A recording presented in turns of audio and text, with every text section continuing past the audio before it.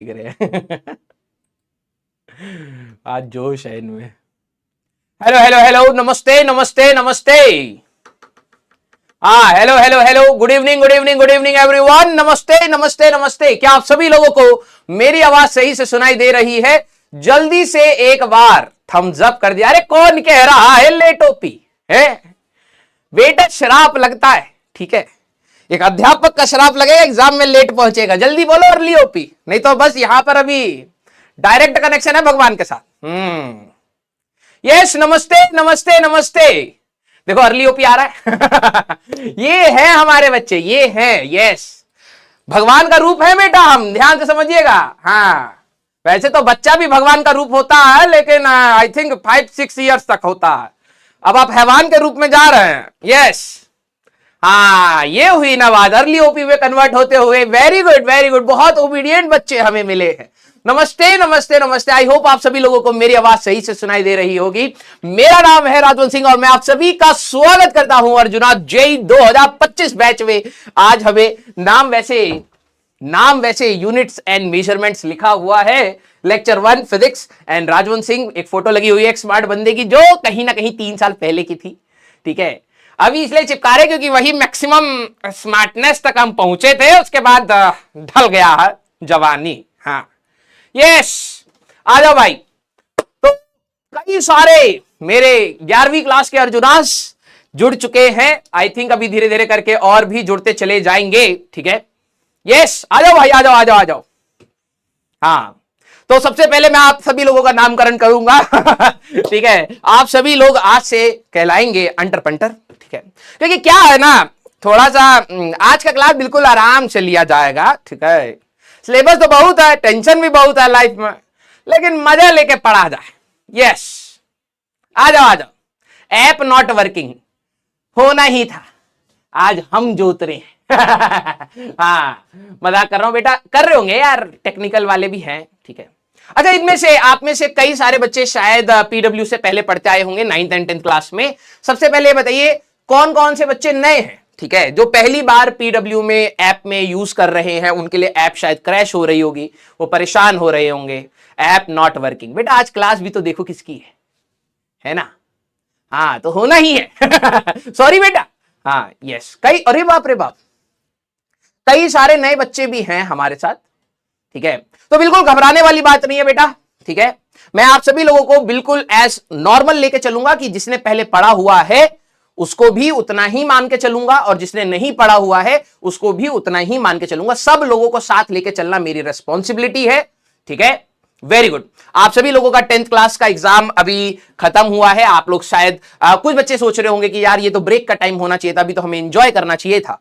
लेकिन रियलिटी ये है कि जितना जल्दी आप स्टार्ट करेंगे, ठीक है, उतना ही आसान ये आपकी जर्नी होने वाली है, ठीक है। तो फर्स्ट ऑफ ऑल कांग्रेचुलेशंस, आप सभी लोगों ने एटलीस्ट हिम्मत दिखाई, क्योंकि आप में से कई सारे ऐसे बच्चे होंगे जो शायद इतनी हिम्मत नहीं कर पा रहे होंगे कि 11th स्टार्ट कर दें, ठीक है। तो वेरी गुड। हाँ, जिन लोगों का ऐप नहीं चल रहा है, परेशान मत होइएगा, घबराइएगा मत। ये लेक्चर आपको ऐप में मिल जाएगा, ठीक है। बाद में मिल जाएगा, आप YouTube से देख सकते हैं, ठीक है। हाँ, आ जाओ आ जाओ आ जाओ। चलो ठीक है, ऐप ज्यादा लोगों की दिक्कत आ रही है, जस्ट 1 मिनट में पूछ लेता हूं, ठीक है।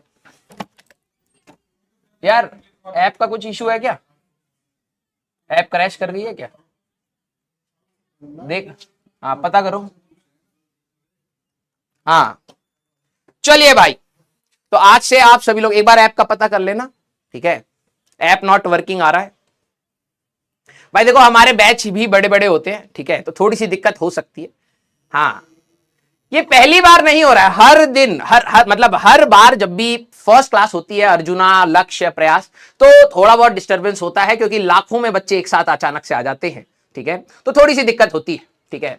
अब हो क्या रहा होगा, ऐप सही चल रही है? यूट्यूब पे जा रही है, तो बच्चे ऐप पे क्यों नहीं लिख रहे हैं? यूट्यूब ही आ रही है आज, ओनली यूट्यूब है। कौन है ये अफवाह फैला रहा है? हाँ बेटा, ऐप पे तो क्लास ही नहीं जा रही। हम यहाँ पे रौला काट दिए फालतू में कि हमारे आते ऐप क्रैश हो जाती है। एक बार रुको, चेक कर लेते हैं। हाँ, ये लक्ष्य वाले होंगे पक्का। वहां कुछ दिक्कत हुआ होगा। यहां पर भाग के आ गए। एक मिनट रुको, चेक कर ले। भाई बेइज्जती करा दी तुमने तो यूट्यूब पे। हाँ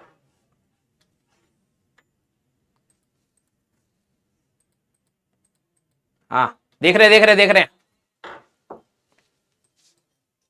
यस,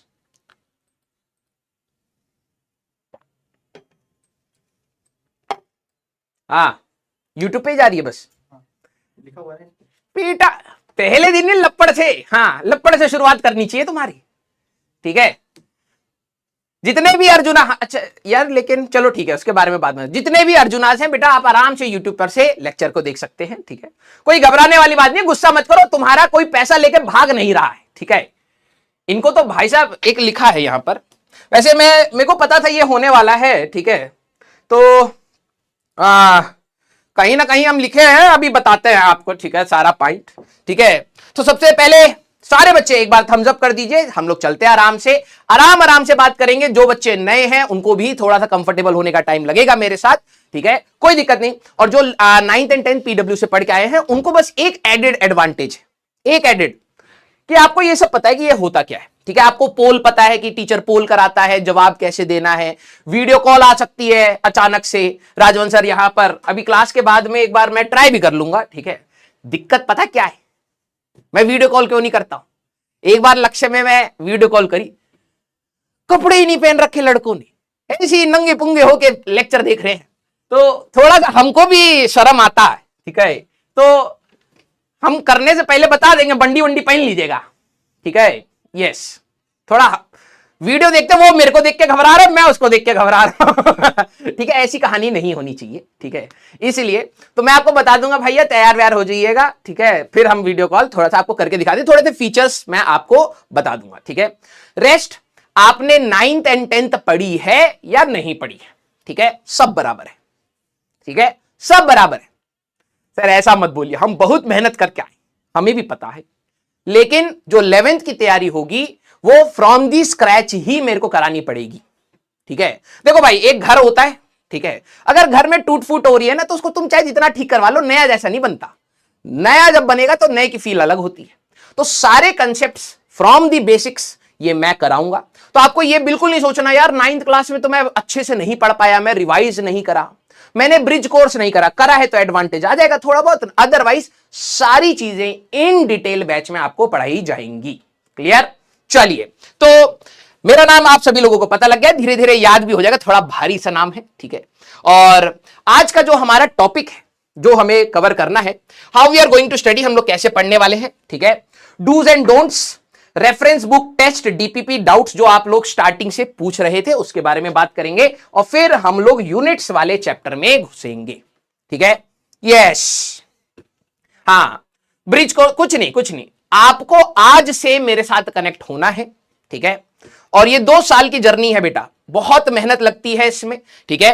अब मैं सीधे, क्योंकि यहां पर हो सकता है कई बच्चे शायद 12th कई भी होंगे, मैं सीधे 11th क्लास के अर्जुनास को ही डील करते हुए चलूंगा, क्योंकि सारी रेस्पॉन्सिबिलिटी मेरे पास अभी अर्जुना की है, ठीक है।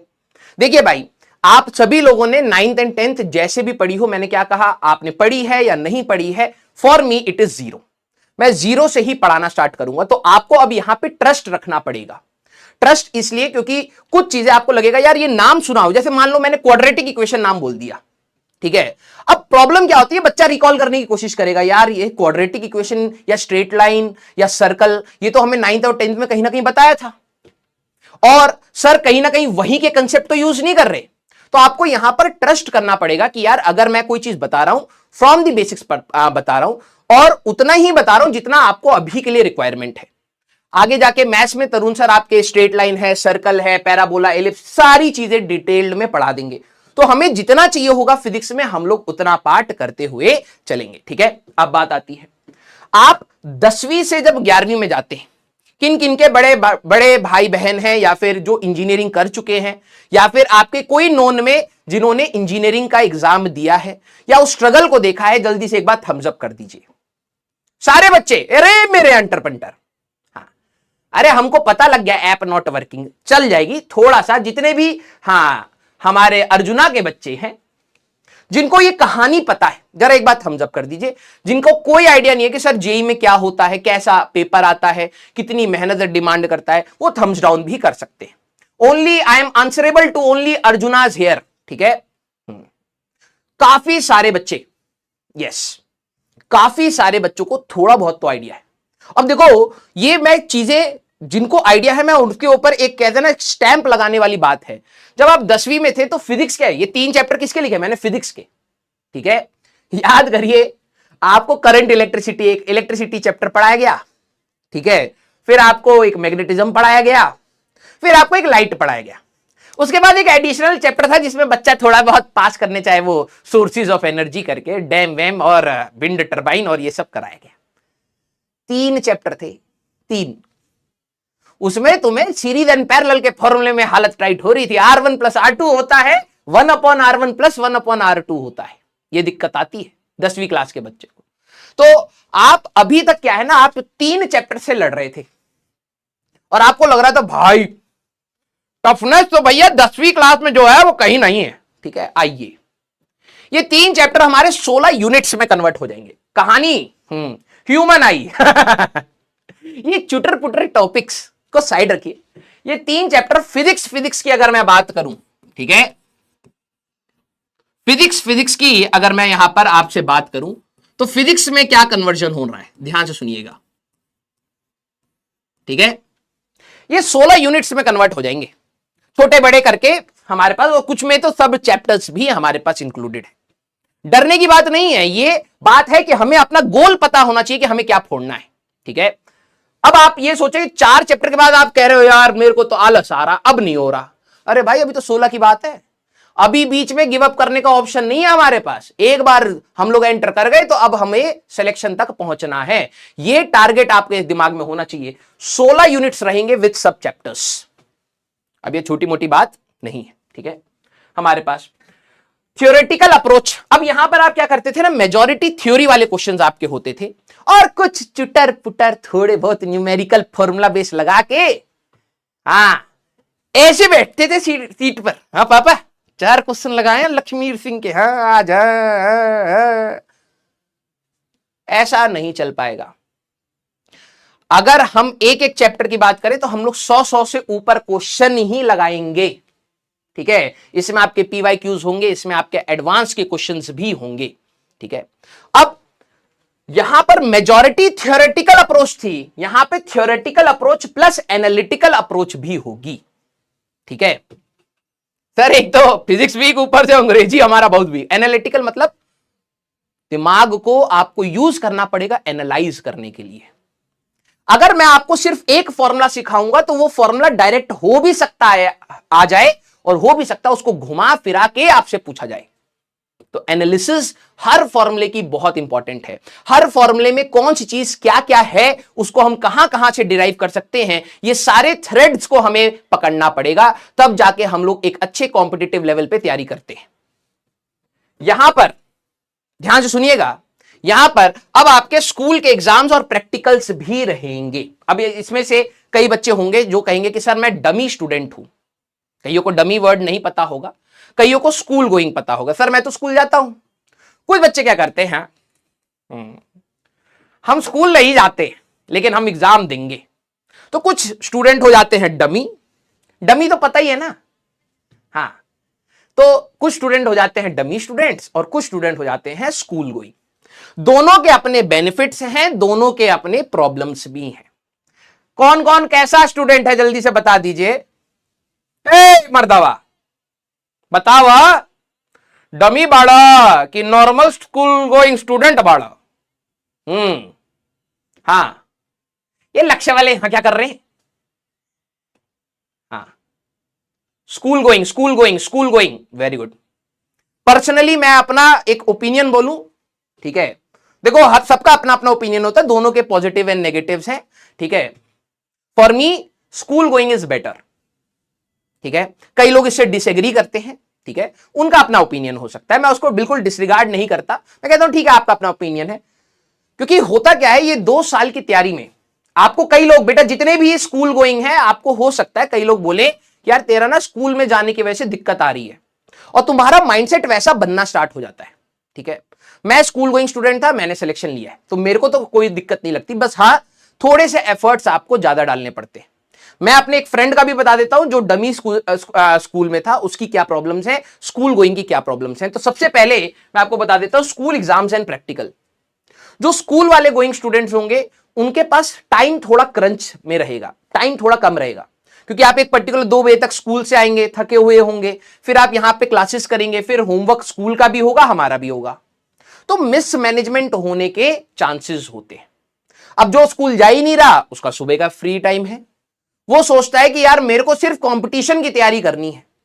और मैंने बच्चों को देखा है, डमी स्कूल के बच्चों को देखा है, स्टार्टिंग में तो जोश होता है, आखिरी में वो आलस बन जाता है। सुबह लगता है अरे 4 बजे मर्दबा क्लास बना, 1 घंटा अभी और सोता हूं, तो 1 घंटा और सोते हैं और फिर आंख बंद होते ही वो कब 4 बज जाते हैं, फिर उठते हैं, कल तैयारी करूंगा, कल भी तो है ना मेरे पास सुबह का टाइम। उनका प्रॉब्लम ये हो जाता है, वो लथार्जिक हो जाते हैं। ठीक है, तो डमी स्कूल के जितने भी बच्चे हैं, प्लीज ये अगर आप एक अपना टाइम टेबल बना रहे हैं कि भाई मेरे को सुबह उठना है, तो डिसिप्लिन के साथ उठिए। मेरी लाइफ में सबसे बड़ा पैरामीटर है डिसिप्लिन। मैं स्कूल गोइंग स्टूडेंट्स के लिए कह रहा हूं कि आपको हो सकता है 1000 प्रॉब्लम्स हो रही हो स्कूल गोइंग के साथ कंपटीशन तैयार करने में, जो मेरे को भी हुई, लेकिन स्कूल के साथ आप हमेशा डिसिप्लिन रहेंगे। आप अपने नाखून काटेंगे, आप नहाएंगे, आप धोएंगे, आप कपड़े पहनेंगे, आप स्कूल जाएंगे, वहां का भी कुछ काम करेंगे, तो ये डिसिप्लिन आपकी लाइफ से जाना नहीं चाहिए एज अ स्टूडेंट। तो बेनिफिट है। अब प्रॉब्लम्स मैं आपको बता देता हूं। स्कूल गोइंग के लिए वही मैनेजमेंट का थोड़ा सा प्रॉब्लम है और कई बार अटेंडेंस का प्रॉब्लम होता है, आपका फोकस थोड़ा सा डगमगाता है, बट बिलीव मी मैं इस पे 100% आपको कह रहा हूं, अगर आप मेरे हिसाब से चलेंगे आपको स्कूल एक एडिड एडवांटेज लगेगा, लेकिन यस रास्ता टफ है। आपको यह लगेगा कि सर आप जो बोल रहे हो तो यार बहुत कठिन लग रहा है, कठिन से ही तो बड़ी चीजें मिलती हैं, किसको आसानी से मिल गया भाई आज तक? कोई भी बड़ा बंदा बना है तो उसने कठिनाइयों को पार किया है, तो ये आपकी कठिनाइयां हैं। अगर आपको यहां से बड़ा इंसान बन के निकलना है, नॉलेजेबल इंसान बन के निकलना है, तो क्या आपको आसानी से मिलने वाला है? यहां पर अभी 35,000 बच्चे बैठे हैं बेटा, इसमें मानता हूं कुछ लक्ष्य के बच्चे भी बैठे होंगे, 12वीं क्लास के बच्चे भी बैठे होंगे, लेकिन वो भी तो आपका कंपटीशन है। इनमें से भी कई ड्रॉप ले सकते हैं, वो आप ही के साथ जेई में बैठेंगे। तो बात यह है कि कठिनाइयां और कंपटीशन तो लाइफ में हमेशा है, आपका एटीट्यूड हमेशा फाइट मारने का होना चाहिए। तो जब आप स्कूल में जाएंगे तो आपका एक डिसिप्लिन रहेगा, आप अपने बीच के टाइम को यूटिलाइज करिए। आई एम टेलिंग यू कि ये आपका सबसे बड़ा एडवांटेज होगा, सबसे बड़ा एडवांटेज होगा। तो स्कूल एग्जाम्स एंड प्रैक्टिकल्स आपको थोड़ा सा तंग कर सकते हैं, लेकिन अगर आप पहले से ही प्री प्लान्ड वे में चलेंगे, मेरे हिसाब से चलेंगे, इसकी प्रॉब्लम आपकी लाइफ में नहीं आएगी। ठीक है, अब सीयूईटी का एग्जाम कुछ बच्चे यूनिवर्सिटी के लिए जाना चाहते हैं, जरूरी नहीं है कि हर कोई बीटेक ही करे। जेई मेंस, ठीक है, BITSAT with VIT triple E और डब्ल्यू वेस्ट बंगाल जी। ठीक है, तो अब बात यह है कि कुछ और भी एग्जाम्स हमारे कंपटीशन लेवल के हैं, इनका लेवल मैं ये कह सकता हूं आज की डेट में बिटसेट को थोड़ा सा अगर मैं अलग कर दूं, लेकिन मेजॉरिटी एग्जाम्स का लेवल कहीं ना कहीं एक लेवल पे हम कंसिडर कर सकते हैं। कईयों को शायद इन एग्जाम्स के बारे में कुछ नहीं पता। किस किस को एग्जाम्स के बारे में नहीं पता है भाई? एक बार ये भी दिल बना दो भाई, आज की क्लास डेप्थ ओरिएंटेशन की है। ठीक है, इन पूरे साल भर में इनके बारे में बहुत सारी चीजें बताऊंगा। आज तुम्हें पता होना चाहिए कि मैं क्या क्या चीजें मेन पॉइंट पर आपको बताना चाह रहा हूं। ठीक है, यस, कईयों को नहीं पता है। अब बात यह है कि सर अभी आप जेईई मेंस का पूरा बताओ, अभी आप हमें बिट सेट का पूरा फॉर्मेट बताओ, कैसे लेवल के क्वेश्चन है। ये सारी चीजें हम समय के साथ सीखेंगे, बिलीव मी, और ये मेरी रेस्पॉन्सिबिलिटी है कि मैं आपको गाइड करूं कि भैया सीयूईटी का एग्जाम आप में से अगर कोई देना चाह रहा है तो कैसे तैयारी करनी है अभी से। कोई अगर सिर्फ बोर्ड्स पर ही फोकस कर रहा है, कोई गलत बात नहीं होती, कोई गलत बात नहीं होती। मैंने पहले बोर्ड्स पर फोकस किया, जेईई का एग्जाम साइमल्टेनियसली साथ में फोड़ा और फिर 1 साल ड्रॉप लेकर रैंक इंप्रूव करी। मैं इसको गलत नहीं मानता। तो मैं ये कह रहा हूं कि इसके लिए क्या रिक्वायरमेंट्स हैं, कैसी चीजें चाहिए, इसके लिए क्या है, इसके लिए क्या है, इसके लिए क्या, इसके लिए क्या, इसके लिए, और सबसे बड़ा मेजॉरिटी बच्चों का एम है एडवांस का पेपर। ठीक है, तो समय के साथ मैं आपको इन सारी चीजों की डिटेल्ड वे में बैच में आपको इंफॉर्मेशन दूंगा। अब बात पता है क्या है, मैंने जो आपको स्टार्टिंग में बोला कि मेरे को आपका डिसिप्लिन चाहिए, मेरे को आपका सिर्फ और सिर्फ डिसिप्लिन चाहिए। जिस दिन मैंने बोल दी कि बेटा ये करके आना, तो ये करके आ जाना बस। और फिर मैं आपको लिखित तौर पे दे रहा हूं कि आपको पीछे कोई नहीं कर सकता। रियलिटी ये है कि आज की डेट में बच्चा प्रोक्रेस्टिनेट करने लगता है। अरे सर ने बोला है ना, कल कर लूंगा। और जिस दिन आपके दिमाग में कल आने लग गया, समझ जाना आपकी रैंक में दिक्कतें हैं। ठीक है, जिस दिन का काम है उस दिन खत्म करने की कोशिश पे रखो। मैं बता रहा हूं, इतने से ही सिलेक्शन है। और अभी जेईई मेंस का रिजल्ट आ जा देना, और अपने सीनियर्स के इंटरव्यूज को जरूर सुनना, क्योंकि आप उनसे ज्यादा रिलेट कर पाओगे कि क्या प्रॉब्लम्स आ रही हैं। और आपके जो दिमाग में सवाल हैं वो हम उनसे पूछेंगे, उनके जवाब सुन लेना। क्योंकि जब मैं वो जवाब दूंगा तो शायद आपको लगेगा अरे राजवंश सर तो यार 15 साल पहले या 10 साल पहले जेईई का एग्जाम दिए थे ना, उनको आज हमारी दिक्कतें थोड़ी ना पता है। बेटा पता सब है, लेकिन बात यह है कि वो एज गैप की वजह से आपको लगता है राजवंश सर समझ नहीं रहे। सारे आपके सवाल के जवाब उनके मुंह से आपको मैं सुनवा दूंगा। ठीक है, जेईई मेंस में क्या डिटेलिंग है, बिटसेट की क्या डिटेलिंग है, सीयूईटी की क्या डिटेलिंग है, अब आप क्लास आएंगे तभी तो पता लगेगा। तो आपकी अटेंडेंस एंड डिसिप्लिन, वही बात आ गई। 4 बजे मैं यहां पर हूं तो आप भी यहां पर होने चाहिए। किस क्लास में मैं जेईई मेंस के बारे में बताऊंगा, किस क्लास में बिटसेट के बारे में बताऊंगा, वो मैं डिसाइड करूंगा। अब आपको मेरे साथ चलना पड़ेगा और सारी डिटेल हम लोग देखते चलेंगे कि कब कौन सी चीज की रिक्वायरमेंट कैसी है। और फिर आपका जेईई एडवांस। अब मैं आपको एक चीज बताता हूं, सारे बच्चे जरा ध्यान से सुनिएगा। 11वीं और 12वीं पिछले साल के एडवांस के सिलेक्शंस के अगर आप बीच में इंटरव्यू देख पाए तो जरूर देखिए।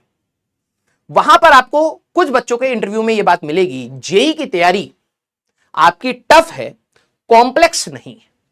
मैं भी लिख देता हूं, ठीक है। और जिस दिन आप में से जिन बच्चों का सिलेक्शन होगा ना, इस बात पर देख लेना आप 100% एग्री कर जाएंगे। आपकी तैयारी टफ है। कोई बोले कि यार मुश्किल है, यस बिल्कुल मुश्किल है। क्या कॉम्प्लेक्स है? कभी कभार समझ आता है कि ये होना चाहिए और कभी कभार नहीं समझ आता है कि ये नहीं होना चाहिए। कुछ ऐसा है कि ये लगाऊं वो लगाऊं, ये करूं वो करूं, इसका लेक्चर देखूं उसका लेक्चर देखूं, ऐसा कुछ नहीं है। टफ है। और टफ क्यों है? क्योंकि आपको रोज एक ही काम उसी शिद्दत से करना पड़ेगा, उसी शिद्दत से। आज का जो आपका जोश है ना, अगर वो डिसिप्लिन में कन्वर्ट होता है, तब मैं बता रहा हूं आपको हो सकता है ये टफनेस भी कम होती दिखे। कॉम्प्लेक्स है ही नहीं, आप लोग इसको कॉम्प्लेक्स बनाएंगे। पता है क्या होगा? अभी आपके छोटे छोटे जो 12वीं क्लास के भैया हैं या ड्रॉपर भैया हैं, वो आपको ज्ञान दे देंगे। और उनका ज्ञान गलत नहीं है, वो उन्होंने प्रॉब्लम फेस करी है, बस उनको सोल्यूशन नहीं पता है। और वो अपना प्रॉब्लम सेट आपके सर पे फेंक देंगे, यार देखो मेरे को ये दिक्कत हुई थी, तुम संभल जाना। अरे सोल्यूशन दो चच्चा, सोल्यूशन दो बच्चों को। अपने जूनियर्स को हमेशा राह दिखाओ, प्रॉब्लम्स नहीं। ठीक है, तो जितने भी यहां पर लक्ष्य और ड्रॉपर के बच्चे हैं, प्लीज आपके ये जूनियर्स हैं, आप इनको सोल्यूशन दीजिए रेदर देन दी प्रॉब्लम्स। आप बताइए कि आपसे क्या गलतियां हुई और उन गलतियों को आप रिपीट मत करना, ये बताइए। क्योंकि ये छोटे बच्चे शायद आज जोश में ये चीज नहीं समझ पाएंगे कि ये दिक्कतें होती हैं, और वो दिक्कतें मैं जो आज बताऊंगा वो वही होंगी। ठीक है, आप लोगों की भी इक्वल रिस्पॉन्सिबिलिटी है इस बार के अर्जुना को संभालने के लिए, और ये हमारा देश का फ्यूचर है। हम सबको कलेक्टिवली मेहनत करनी पड़ेगी। टफ है, आपको रोज तैयारी करनी पड़ेगी, आपको रोज स्ट्रगल होगा, आपके क्वेश्चंस खराब होंगे, आपको दिखेगा आपका दोस्त जो आपसे वीक है वो अच्छा परफॉर्म कर रहा है, ये होगा। आपको लगेगा यार ये तो टॉपर हमेशा से ही अच्छा परफॉर्म करता है, मैं इसको पीछे कैसे छोड़ूंगा, ये होगा। तो ये मेंटेलिटी, कभी कभार आपके मार्क्स कम होंगे तो आपके पेरेंट्स आप पे डाउट करेंगे, आपके रिलेटिव्स आप पे डाउट करेंगे, even your school teachers might doubt on you. आप अकेले पड़ जाते हैं, और यही है टफनेस। बस आपको हमारे साथ लगे रहना है।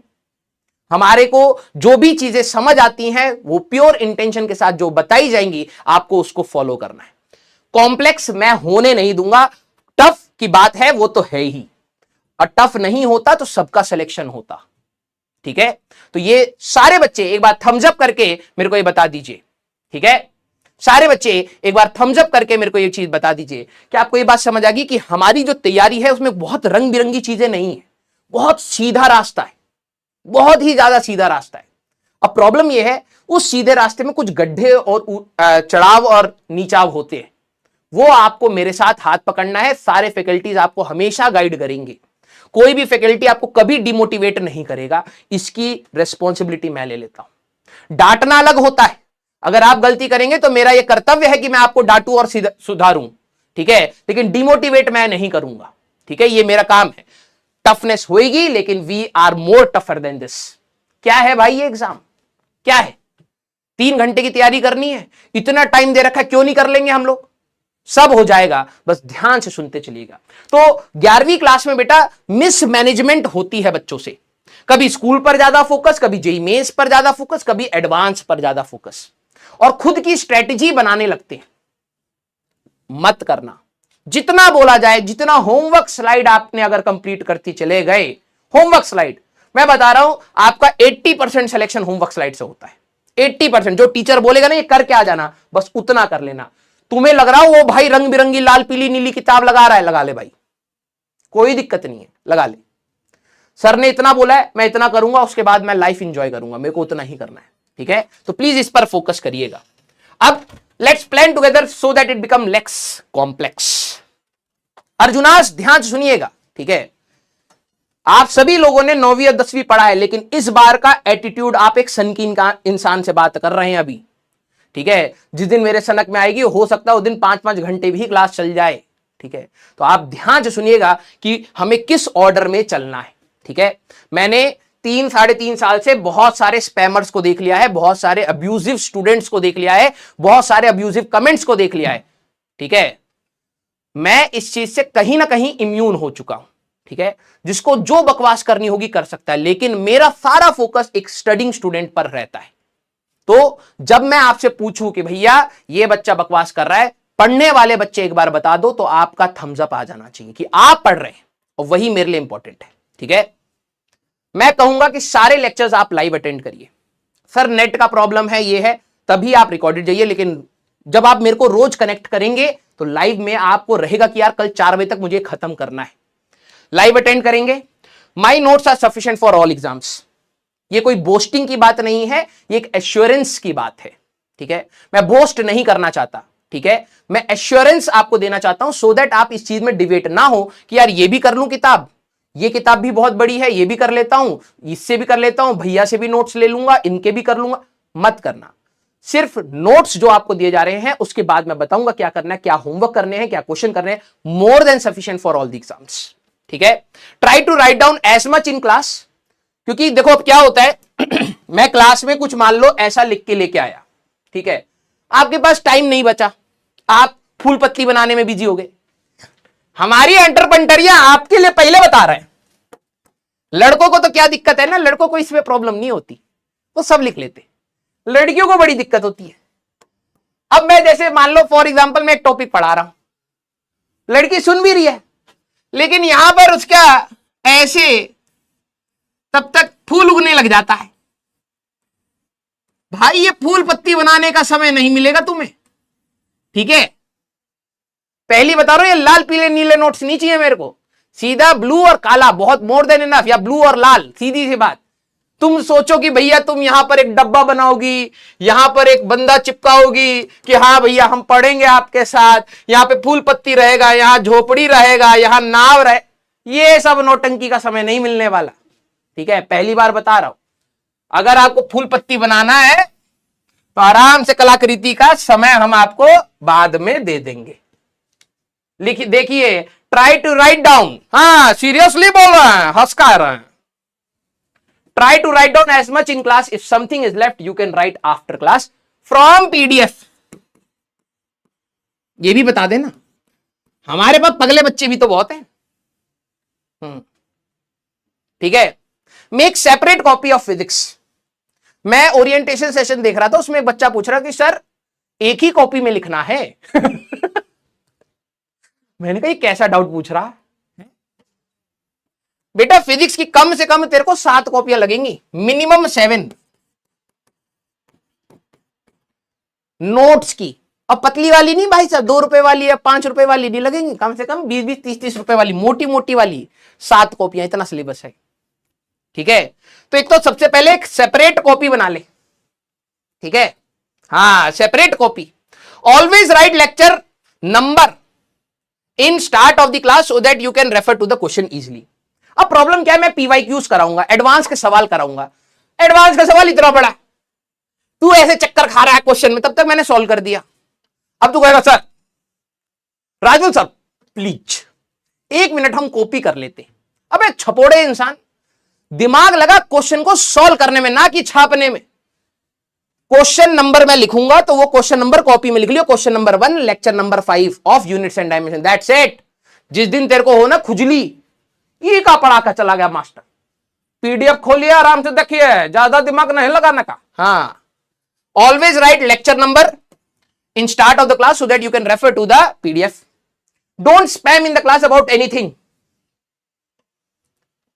कई बच्चे नए होंगे, उनको यह बात नहीं पता होगा स्पैमिंग होता क्या है।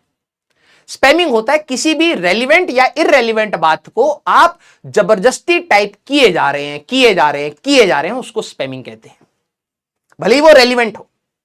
आप ब्लॉक हो सकते हैं, ब्लॉक मतलब 1 दिन का ब्लॉक, 1 हफ्ते का ब्लॉक, या फिर पूरा का पूरा बैच गया। AI and the team will block you.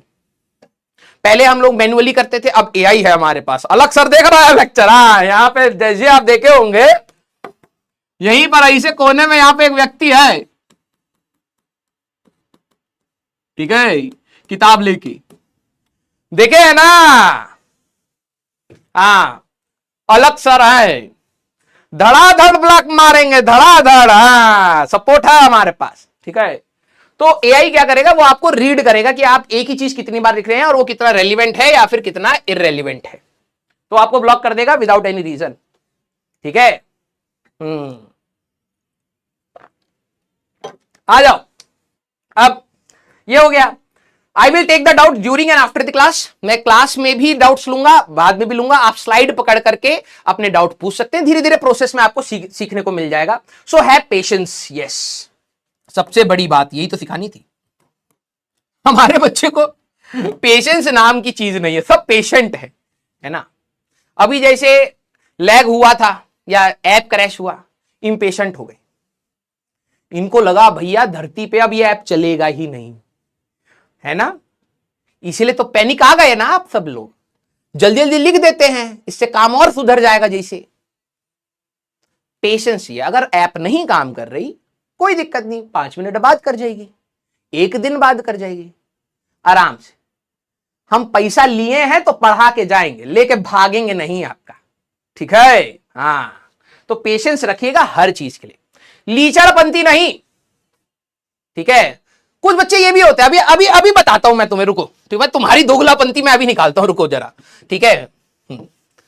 इतने गजब के लीचड़ होते हैं, इनको अगर किसी टीचर ने बोल दिया कि बेटा टेंशन ना ले, ये 5 क्वेश्चन है, इसका सॉल्यूशन तू ट्राई कर, बाद में मैं दे दूंगा। भाई साहब हैं तो इंजीनियरिंग के, इंजेक्शन डॉक्टर वाला रखते हैं भाई साहब, टीचर में खोप के आधा लीटर खून निकाल के ले जाएंगे। जब तक वो टीचर 5 क्वेश्चन डिस्कस नहीं करेगा, रोज सिरिंज घोपेंगे, रोज टीचर का खून पिएंगे, है किए है ना। हाँ, पढ़ाएंगे भी बेटा, पढ़ाएंगे भी, और जब पढ़ाएंगे तो आप रहिएगा, ठीक है। तो पेशेंस रखिएगा, टीचर ने बोला है कि 5 दिन बाद या 10 दिन बाद मिल जाएगा तो मिल जाएगा, लेके भागेगा नहीं हो कहीं, ठीक है। Make separate copy of DPP and practice. ज्यादा ज्ञानी मत बनिएगा कि एक कॉपी खरीदी है, यहीं पे पैसा बचा ले, इसी में डीपीपी कर लेंगे, इसी में क्वेश्चन सॉल्व कर लेंगे, भैया कीचड़ बनेगा, ठीक है, कीचड़। कुछ समझ नहीं आएगा, राजवंश सर ने क्या पढ़ाया, तुमने क्या पढ़ा, क्वेश्चन कौन सा था, ठीक है। तो सेपरेट आपको इसकी भी बनानी पड़ेगी। Try to finish every day work on the same day only, don't procrastinate. आधे बच्चे, अरे ये तो समझ आ गया, पहले लाइन आखिरी में नीले में क्या लिखे है। आलस के मारे आप ये मत करना कि हाँ कल कर लेंगे, कल कभी नहीं आएगा आपका, ठीक है। कल का काम और जुड़ जाएगा। किस किस को बेस्ट टाइम टेबल चाहिए भैया जेई के लिए, पहले बता दीजिए। बता दीजिए भाई।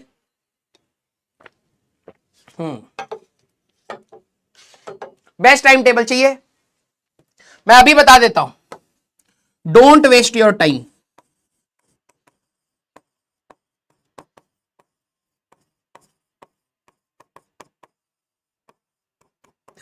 बच्चे अब गोइंग, अरे ये कैसा जवाब दे दिया यार ये इंसान।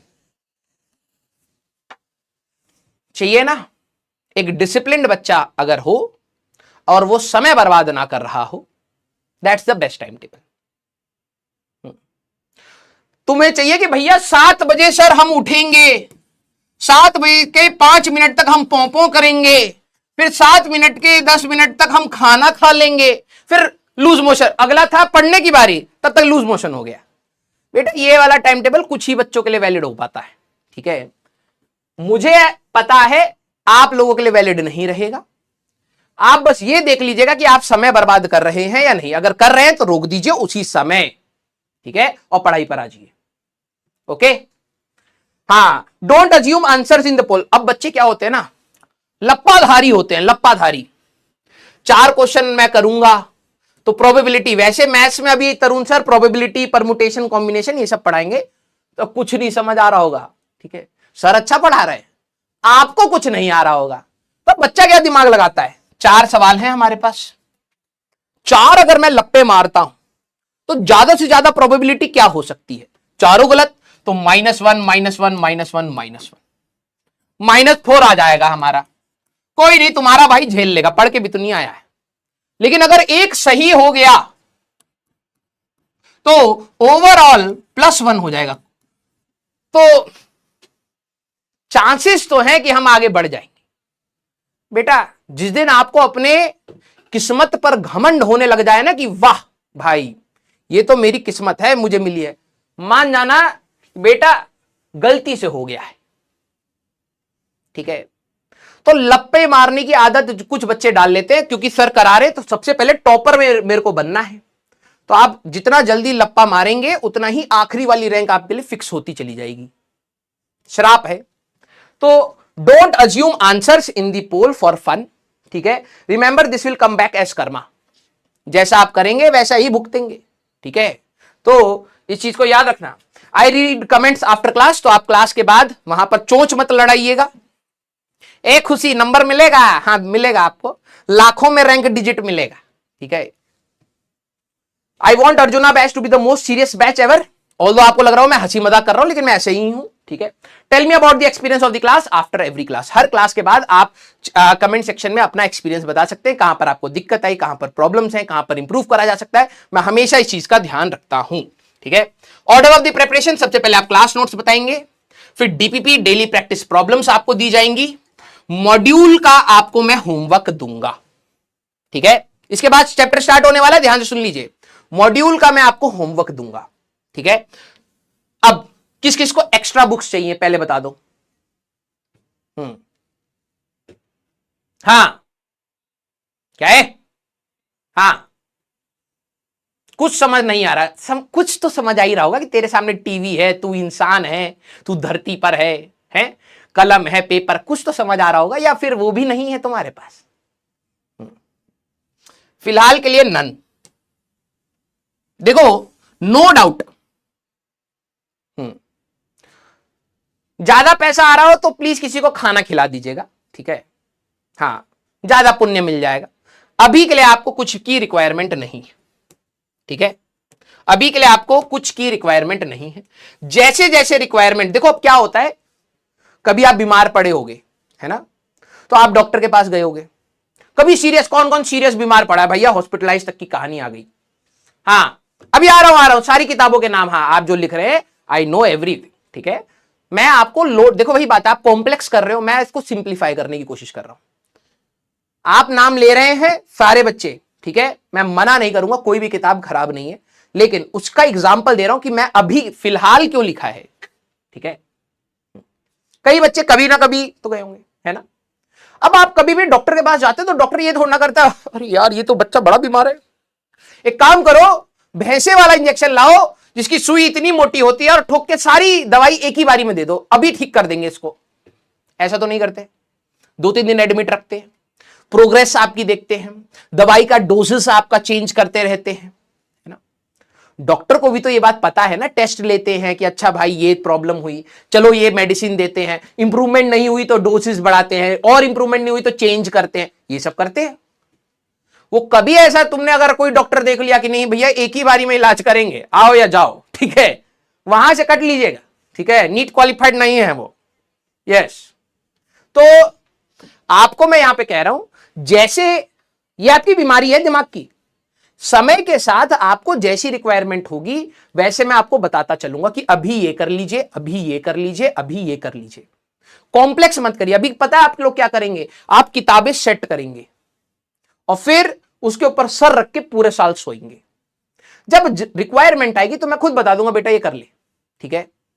अगर तुम्हें भाई बहन से कोई किताब मिल रही है तो ये भी नहीं कि मना कर रहे हैं, ना ना, फ्री का फंड मिल रहा है, चुपचाप लेके रख लो, लेकिन अभी खरीदने की कोई जरूरत नहीं है, ठीक है। तो जब जरूरत पड़ेगी मैं आपको बता दूंगा, काइनेमेटिक्स के आसपास से आपको हो सकता है जरूरत पड़े, या बेसिक मैथ्स के बाद ही काइनेमेटिक्स स्टार्ट होता है, तब आपको जरूरत पड़ेगी, मैं बताऊंगा। What about NCERT? अभी ना मेरी किताब लेनी है ना किसी की लेनी है। भाई मैं आपको क्या कह रहा हूं, ध्यान से सुनिए। फिलहाल के लिए नन, समझ आता है? कुछ नहीं खरीदना अभी। पता लगे देखो यूनिट्स एंड डायमेंशन करते ही तेरे को पता लगे तू यहां के लिए बना ही नहीं है, ठीक है, क्यों खरीदेगा किताब? अभी रुक जा भाई, एक दो चैप्टर में टेस्ट कर ले तू अपने आप को कि भाई तू किस लेवल पे सोच पा रहा है, और तेरे को अगर मजा आए तब तू कर किताब, ठीक है। आप सभी लोगों ने 10th क्लास में एनसीईआरटी पढ़ी है। अब फिजिक्स की एनसीईआरटी 11वीं और 12वीं क्लास के लिए शायद आपके लिए उतनी अच्छी ना हो। मैं ज्यादा खुल के नहीं बोलूंगा वरना जेल हो जाएगा हमको। एनसीईआरटी हम ये कह रहे हैं, करना चाहे तो भी सोचिएगा करने का, ठीक है, मैं गलत नहीं कह रहा हूं। प्रॉब्लम यह है कि एनसीईआरटी फिजिक्स की बहुत कॉम्प्लिकेटेड है, ठीक है। केमिस्ट्री की समझ आ जाएगी, मैथ्स की तो ऐसी, मैथ्स की तो आपको ऐसी लगेगी क्या है ये, क्या हो रहा है? दिक्कत है, फिजिक्स वालों के साथ हमेशा घोर अन्याय हुआ है, मैं बताता हूं। अभी तरुण सर पढ़ाएंगे, ठीक है, तुम्हें लगा इतना टफ है, सर कहेंगे एनसीईआरटी का सवाल लगा है ही नहीं, उसमें 10 सवाल है भाई पूरे चैप्टर में, हाँ फुस्सू फुस्सू से सवाल है, तुम्हें लगेगा यार क्या पढ़ाया है, ठीक है। केमिस्ट्री वालों की एनसीईआरटी ठीक ठाक सी है, जितना पढ़ाएंगे उतना जवाब है। फिजिक्स की एनसीईआरटी थोड़ी टेढ़ी है, हम इतना सब पढ़ा देंगे तब भी हो सकता है आपके एक दो क्वेश्चन ही बने, आप उल्टा के मेरे को गरियाने लग जाओगे, अबे कैसे पढ़ाता, सिर्फ हंसी मजाक करता है, पढ़ाता ही नहीं है। तो मैं अपने लिए पहली क्लियर कर रहा हूं कि भाई फिजिक्स की एनसीईआरटी एक समय के बाद ही आप पढ़ पाएंगे या समझ पाएंगे। एक एक लाइन इतनी गहरी लिखी है डूब के मर जाओगे, तो टेक्स टाइम, ठीक है। इसको सुलझाने का तरीका मैं बना रहा हूं, कुछ अगर हो पाया तो फिजिक्स की एनसीईआरटी को दुनिया के लिए आसान किया जाएगा, ठीक है। तो अभी के लिए आपको नहीं छेड़नी है, नो। सर हमारे स्कूल में है तो ले लेना, कोई दिक्कत नहीं है, ठीक है।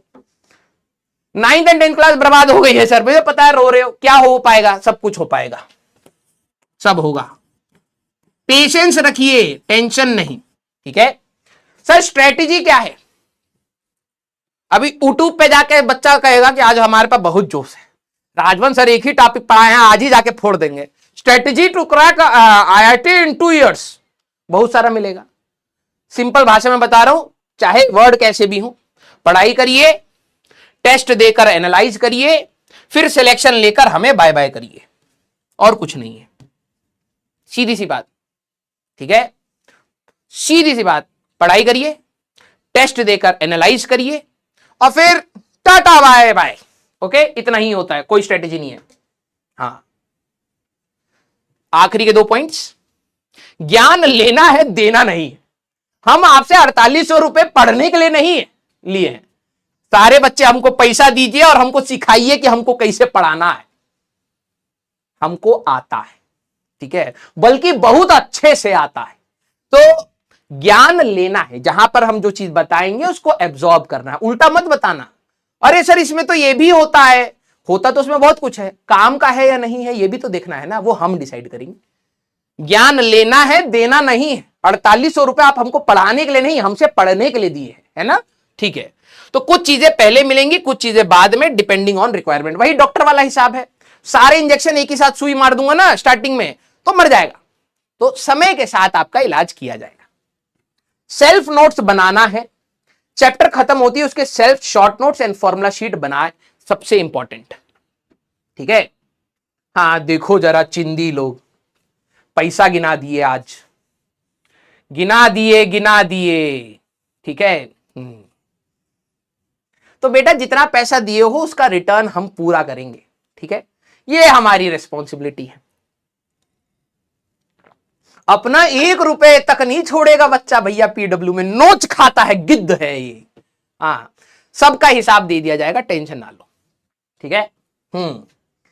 भाई देखो एक चीज मैं और बता रहा हूं, कुछ बच्चों के पास होता है टेलीग्राम। कौन कौन टेलीग्राम पर है? सारे बच्चे जल्दी से बताइए, गिद्ध बच्चे, कौन कौन टेलीग्राम पर है? यस, हम बड़ा कॉन्फिडेंस है इस बच्चे में। हाँ, दैट इज टेलीग्राम अभी आज की डेट में एक इंसाइक्लोपीडिया बन चुका है। ईमानदारी से बताना, आप लोगों ने, कितनों लोगों ने बुक्स सारी डाउनलोड कर ली हैं? हाँ, दिल बना दीजिए इस बात पर। सारे मेजॉरिटी बच्चे टेलीग्राम पर है। ठीक है, किन किन बच्चों ने वहां से कुछ ना कुछ करके बुक्स डाउनलोड कर ली है? एचसीवी भी डाउनलोड कर ली है, पता नहीं सारी रंग बिरंगी किताबें हमने डाउनलोड कर ली है। हाँ देखो, सब पैकिंग रख रही है। मतलब जब स्कूल स्टार्ट होता है ना, तो नई नई किताबों को अच्छे से पैक करके ले जा रहे होते बच्चे, वही कर रहे हैं ये, है ना? बिल्कुल। अब वहां पर आपको मिलेगा टॉपर नोट्स, ठीक है, शॉर्ट नोट्स, बहुत सारी चीजें आपको मिलेंगी। आप ललचाएंगे। ठीक है, एक सिंसियर बच्चा, मैं बोलूंगा, जिसने अपने हाथ से वही चीज लिखी है ना, उसके दिमाग में हमेशा रिटेन रहेगा। आप दूसरे का चाहे कितना भी लिखा हुआ, कितना भी अच्छा, कितना भी फूल पत्ती बनाया हुआ ले लीजिए, आपके दिमाग में तब तक नहीं जाएगा जब तक आप उस पर मेहनत नहीं करेंगे। तो जितना भी आप सभी लोगों ने डाउनलोड कर लिया है, चलिए ठीक है, कोई दिक्कत वाली बात नहीं है। प्लीज जब हम लोग अपने सिलेबस को ले जाएंगे तो सेल्फ नोट्स जरूर बनाते चलना। ठीक है, ये नहीं कि बाद में हम लोग कर लेंगे। Discipline, hard work, self motivation and consistency हमें रिक्वायरमेंट है, और कुछ नहीं। उसका बाकी का काम मेरा है, ये काम आपका है। डिसिप्लिन रहना है, समय पर आना है, मेहनत करनी है। कई बार आपके सवाल नहीं बनेंगे, टेंशन नहीं लेना है। सेल्फ मोटिवेशन, कईयों को रहता है सर हमारा एक सवाल खराब, टॉपर बच्चे की बड़ी दिक्कत है। ठीक है, 30 सवाल है, उसमें से एक सवाल होता है तो रोते रोते आ जाता है, सर हमारा एक सवाल खराब हो गया। बेटा कोहनी मारूंगा, भग जाए। बोले इतना कमजोर है तू, है? एक सवाल खराब हो गया तो क्या हो गया? ठीक है, मेहनत कर लेंगे, अगली बार नहीं करेंगे, हो सकता है अगली बार और खराब हो जाए। भाई देखो, मेरा दिया हुआ मोटिवेशन आपको ज्यादा से ज्यादा 3 या 4 दिन खुश रख सकता है, लेकिन जब तक आप मेहनत नहीं करेंगे, आपको बार बार इसी गड्ढे में गिरना पड़ेगा। ठीक है, तो खुद से मोटिवेट होने की कोशिश करिए, ये सीख लीजिए अभी से। ठीक है, बीच बीच में आप लोग बोलेंगे सर डिमोटिवेटेड, कईयों को तो स्पेलिंग भी नहीं आती है। पिछले साल प्रयास में पढ़ा रहे थे, वहां का एक बच्चा बोला सर फीलिंग वेरी डिमिटिविटेड। दुनिया भर के सारे आई इसी में डाल दिए, डिमिटिविटेड, आई इसमें भी आई डाला था। अबे डिमोटिवेशन को तो पढ़ना सीख ले। आई एम फीलिंग वेरी डिमिटिविटेड, तो बेटा ये डिमिटिविटेड ना होते रहोगे अगर मेहनत नहीं करोगे। ठीक है, और फिर तुम घूमते रहोगे मार्केट में कि भैया हमें कोई थोड़ा सा अच्छा सा बोल दे, आज अच्छा फील करा दे, लगेगा ऐसा। और कंसिस्टेंसी, 2 साल की मैराथन है, स्प्रिंट के जैसे। अभी क्या होगा, जैसे अभी टॉपिक पढ़ाएंगे ना, कई लोग सटाक से आगे भागेंगे, यूट्यूब पे जाके डाउनलोड करेंगे लेक्चर और पूरा देख के आ जाएंगे अगली क्लास में तंग करने के लिए। और जब रोटेशन पढ़ाऊंगा ना, तो पढ़े होंगे लॉज ऑफ मोशन पे, क्योंकि आपने एटीट्यूड क्या बना लिया, इतनी सारी जगह से पढ़ने का। एक जगह से पढ़िए, ढंग से पढ़िए। तो कंसिस्टेंसी मैटर करेगी, जो आप स्टार्टिंग में कर रहे हैं, बिल्कुल आराम से लेके चलिए। I can train a hard working weak brain. आप में से कोई कमजोर होंगे लेकिन हार्ड वर्किंग होगा, तो उसको मैं ट्रेन कर सकता हूं, रेदर देन दिमाग तो बहुत शार्प है लेकिन करना कुछ नहीं चाहता। ठीक है, तो इस चीज का आप लोग ध्यान रखिएगा।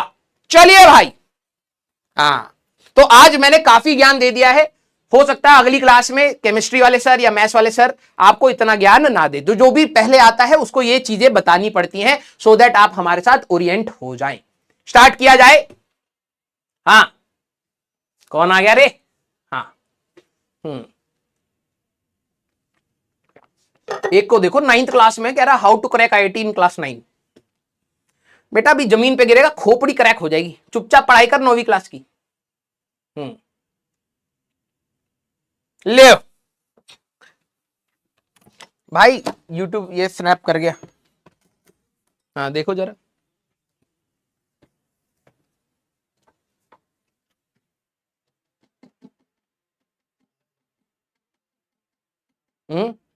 कहां से आ गया, ये तो गोल गोल घूम रहा। हाँ यस, चलिए भाई अब हम लोग स्टार्ट करेंगे बेटा। ठीक है, आप सभी लोगों को शेड्यूल पता है कि अभी आपके 5 दिन क्लास चलेंगी, 4 बजे से फिजिक्स वाली रहेंगी। अब बात करते हैं फिजिक्स की। देखो भाई आपके सिलेबस में सच बता रहा हूं, ठीक है, फिजिक्स भी है, केमिस्ट्री भी है, मैथ्स भी है। सर इंग्लिश और उसका क्या करें, ये 3 ही इतने ज्यादा होंगे वो भूल जाओगे, आखिरी के 2 दिन में इतना पढ़ लोगे कि 100 से ज्यादा मार्क्स आ जाएगा। ठीक है, तो उसका लोड मत लो। अब जरा ध्यान सुनना भाई, देखो अब हम लोग पढ़ने वाले हैं फिजिक्स की। सबसे मजेदार सब्जेक्ट आपको यही लगेगा, इसकी गारंटी है। ठीक है, क्योंकि हर चीज के पीछे एक रीजन है, हर चीज के पीछे एक बहस है, हर चीज के पीछे एक एक्सपेरिमेंट है, मजेदार। ठीक है, एक्सेप्शन नहीं है, पहली बात। और दूसरी बात सिर्फ थियोरेटिकल नहीं है, y equal to M X plus C, X plus Y equal to 4 का इंटरसेक्शन निकालिए 2x प्लस 9 प्लस 8 से। मजेदार है। यहां पर हम लोग दुनिया, देखो भाई दुनिया जिस तरीके से चल रही है उसको समझने के लिए जो सब्जेक्ट है ना वो फिजिक्स ही है। ठीक है, हां, दुनिया जिस भाषा में लिखी गई है, ये पूरा ब्रह्मांड की बात करो तो जिस भाषा में लिखी गई है वो मैथ्स है, समझ लेना, वो मैथ्स है। अगर हमारे पास मैथ्स नहीं तो आप सिर्फ एप्पल को नीचे गिरते हुए ही देखोगे।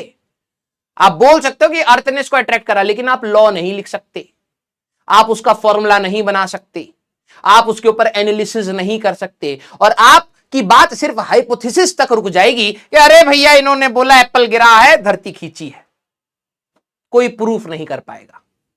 तो ये पूरी दुनिया जिस भाषा में लिखी गई है ना, भगवान ने जिस भी भाषा में लिखा है वो है आपकी मैथ्स। और अब ऑब्वियस सी बात है कि जब आप भगवान की भाषा को समझने जाओगे तो तरुण सर जैसे टीचर की रिक्वायरमेंट पड़ेगी। टफ है भाई, हां, लेकिन उस लैंग्वेज को अगर आप थोड़ा सा स्ट्रगल करके सीख गए, ठीक है, तो यह बात फॉर श्योर है कि आपके लिए केमिस्ट्री से ज्यादा, मैथ से ज्यादा फिजिक्स इंटरेस्टिंग हो जाएगी। थोड़ा सा बस हमें चाहिए भाषा, थोड़ी सी बस भाषा चाहिए जिससे आप इस दुनिया को समझ पाए। ठीक है, बहुत इंटरेस्टिंग पार्ट है हमारे पास फिजिक्स का। ठीक है, अब बात आती है कि हम लोग सबसे पहले केमिस्ट्री क्या है, वो तो केमिस्ट्री वालों को भी नहीं पता, हम कैसे बताएं। ठीक है, हाँ, Na+Cl- यही चल रहा हुआ। एक्चुअली में फिजिक्स का एक सब पार्ट है, दैट इज केमिस्ट्री।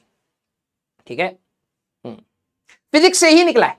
अगर आप देखें तो अभी हम लोग कूलम्स लॉ पढ़ेंगे, एटम्स वेटम सारा चीज वो हमारा ही है, बस उसको थोड़ा सा काम तो करना है, पैसा कमाना है, घर चलाना है, तो चल रहा है। ठीक है, हम बड़े दानवीर हैं कि हमने कहा चलो ठीक है यार, एक सेक्शन तुम पढ़ाओ अपना केमिकल एमिकल लिख लिख लिख, और क्या। अब बात आती है बेटा, जब हम लोग फिजिक्स की बात कर रहे हैं तो 2 टाइप की फिजिक्स होती है। ठीक है, अब सारे बच्चे सीरियस रहना भाई। देखो एक चीज और बता देता हूं, किन किन को हंसी मजाक से गुस्सा आता है पहले बता दो, क्योंकि कुछ हैं जिनको ये लगता है कि अरे ये मास्टर हंस क्यों रहा है। कौन कौन है भैया, पहले बता दो कि जिनको हंसी मजाक से गुस्सा आ जाता हो, कोई है? जो 3 इडियट्स के वायरस के जैसे हो, you will be like a broken अंडा। हाँ हाँ, कईयों को आता है, देखो है यहां पर। तो भाई मैं पहले बता देता हूं, ठीक है, आप अर्जुना 2.0 से ज्वाइन करिएगा, क्योंकि हम पढ़ाते समय थोड़ा सा ह्यूमर रखते हैं। ठीक है, ह्यूमर मतलब अब आपको कैसे पता, आपको तो गुस्सा आ जाता है, जिनको हंसी आती है ना तो उसको हम कहते हैं ह्यूमर, वो समझ पा रहे हैं कि बात किस लिए कही गई है। ठीक है, ओके, तो मैं हंसी मजाक करूंगा, that will be only related to topic, आप उसको डिवेट करके कुछ और चीज पर मत ले जाइएगा, दिस इज माय रिक्वेस्ट। ठीक है, हाँ, अब मैं आपको कह रहा था कि फिजिक्स की अगर हम लोग बात करें, पूरी दुनिया को समझने की बात करें, तो 2 प्रकार से हम लोग फिजिक्स को बनाते हैं। एक होती है हमारे पास थ्योरेटिकल फिजिक्स, ध्यान सुनना, अगर आप फिजिक्स की बात करें, लिखने की जरूरत नहीं है, no need to write, no need to write, समझिए। अभी पूरी दुनिया को समझने की अगर हम लोग बात करें तो this is a subject which relate to all the phenomenas occurring in the universe, वो हमारे लिए फिजिक्स है। अब इसमें 2 प्रकार की हमारे पास फिजिक्स होती है, एक होती है थ्योरेटिकल और एक होता है हमारे पास एक्सपेरिमेंटल। आप सभी लोग स्कूल में लैब में गए हैं, हाँ या ना? सारे मेरे अंटरपंटर जल्दी से बताइए कि आप सभी स्कूल में लैब में गए हैं या लैब देखी हो कि हाँ यार ये लैब करके एक रूम है जिसके अंदर कुछ इंस्ट्रूमेंट पड़े हुए हैं। क्या आपने कभी, हाँ, यस, हाँ। अब होता क्या है ना कि हमारी जितनी भी फिजिक्स है, हम जो पढ़ने वाले हैं दैट इज एक्सपेरिमेंटल। जो भी चीज मैं आपको पढ़ाऊंगा उसके ऊपर एक्सपेरिमेंट किए जा चुके हैं, उनको प्रूव किया जा चुका है। लेकिन कुछ ऐसी भी पार्ट ऑफ फिजिक्स है जो एक्सपेरिमेंटल ना होकर थ्योरेटिकल है। थ्योरेटिकल फिजिक्स, इसमें लोग रिसर्च भी करते हैं। थ्योरेटिकल मतलब लिखित तौर पर है, उसके ऊपर कोई अभी तक हमें एक्सपेरिमेंटली प्रूफ नहीं मिला है। ठीक है, जैसे जैसे वो एक्सपेरिमेंटल, जैसे किसी साइंटिस्ट ने सोचा कि यार ये चीज ऐसे होती है, तो उसने उसके ऊपर अपना लॉ लिख दिया कि भाई ऐसा ऐसा है, ऐसा ऐसा है। अब वो एक थ्योरेटिकल फिजिक्स का पार्ट हो गया, मतलब थ्योरी में उसके पीछे की साइंस समझा दी गई है कि क्या होता है उस एक्सपेरिमेंट में या फिर क्या हो रहा था उस जगह पर। अब क्या करते हैं साइंटिस्ट, इस थ्योरी वाले पार्ट के ऊपर एक्सपेरिमेंट करना स्टार्ट करते हैं।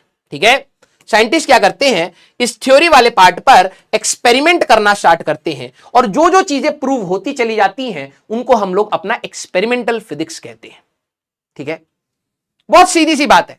किसी ने पहले लिखित तौर पे बताया कि भाई ये होता है, उस पे कुछ लोगों ने एक्सपेरिमेंट करा, अगर वो प्रूव हो गया तो मान ली उसकी बात, नहीं प्रूव हुआ तो क्या, हटाओ, जगह खाली करे। हाँ, तो एक्सपेरिमेंटल फिजिक्स हमारी जो क्लास 11th, ठीक है, एंड क्लास 12th जो है, this is experimental in nature.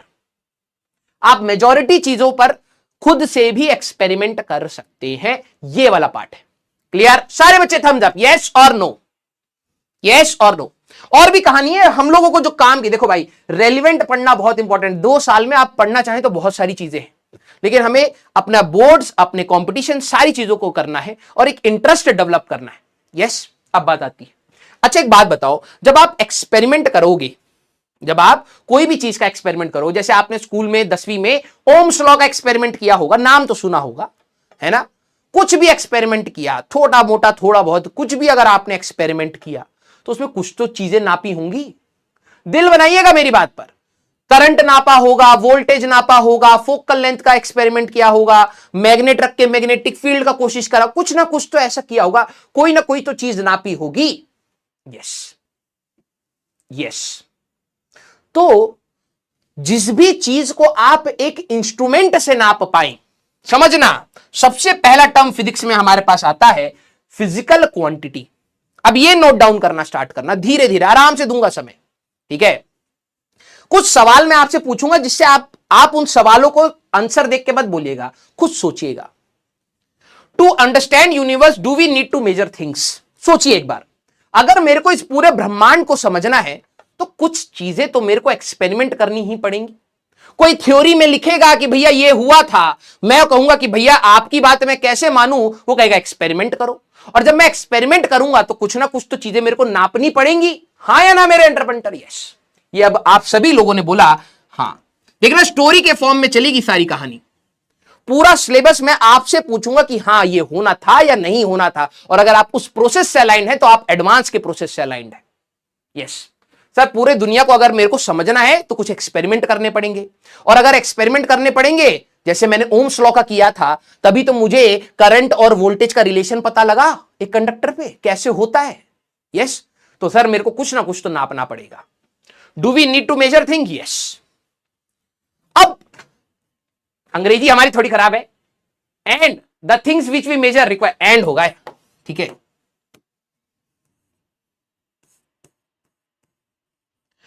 और दूसरा सवाल कि अगर मैं कोई चीज नाप रहा हूं तो क्या इंस्ट्रूमेंट की रिक्वायरमेंट होगी? यस, बिल्कुल होगी।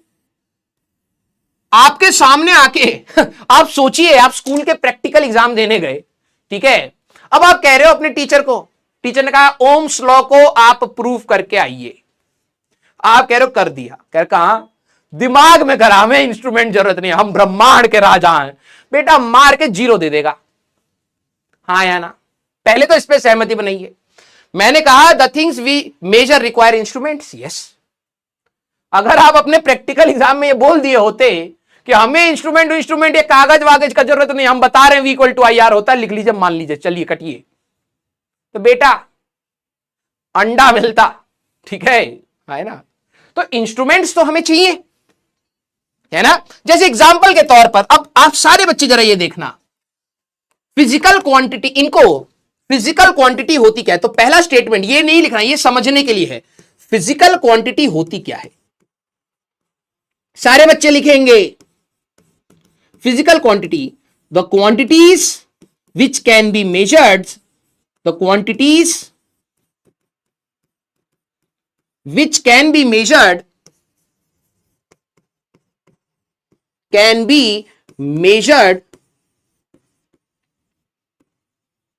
using physical instruments। बेटा सारे बच्चे अब सीरियस रहना, तैयारी स्टार्ट हो चुकी है उस एडवांस के लिए। Using physical instruments are called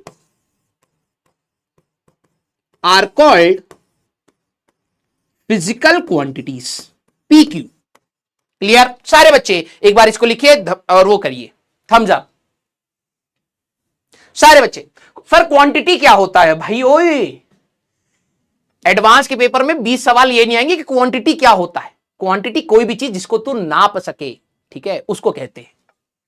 अब फिजिकल क्या है? फिजिकल मींस आपके सामने फिजिकली, जैसे ये फिजिकल है, ये फिजिकल है। आपका थॉट कि आप बड़े राजा हो, वो फिजिकल चीज नहीं है, वो आपका एक थॉट प्रोसेस है।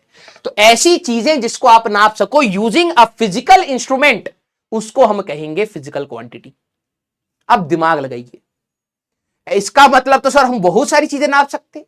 यस, एग्जाम्पल के तौर पे सारे बच्चे लिखेंगे। एग्जाम्पल में पहला, आप सभी लोगों ने करंट नापा था, तो करंट एक फिजिकल क्वांटिटी हो गई। इंस्ट्रूमेंट बताइए, हाँ इंस्ट्रूमेंट बताइए किससे नापते थे? करंट। सर हमारे में भी बहुत करंट है। बेटा लपड़ मार देगा भी गिर जाओगे नीचे। करंट आप किस चीज से नापते थे? एमीटर से। Very good. इसी प्रकार से याद करिए, वोल्टेज आप नापते थे, तो यह भी एक फिजिकल क्वांटिटी है। किस इंस्ट्रूमेंट से? वोल्ट मीटर से, है ना। टाइम, समय, यह भी आपसे पूछा जाए क्या यह फिजिकल क्वांटिटी? बिल्कुल, आप वॉच से नाप सकते हैं। घड़ी होती है, क्लॉक होता है हमारे पास नापने के लिए। आपके घर में सूरज देख के नापा जाता है वो अलग बात है, लेकिन क्लॉक तो होता है हमारे पास, ठीक है। हमारे पास और कौन सी फिजिकल क्वांटिटी बताइए? लेंथ। आपके पास मीटर स्केल होता है, जिससे आपने लाइन तो कम खींची है, टीचर ने आपके पीछे ज्यादा लाइन खींच के मारा है ना, याद करिए, है ना। तो लेंथ भी हमारे पास अगर देखा जाए तो एक फिजिकल क्वांटिटी, क्योंकि उसको नापने के लिए हमारे पास एक फिजिकल इंस्ट्रूमेंट है, आया ना। टेम्परेचर,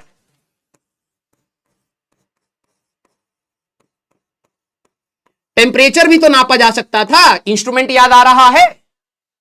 इंस्ट्रूमेंट कौन सा आता था? थर्मोमीटर।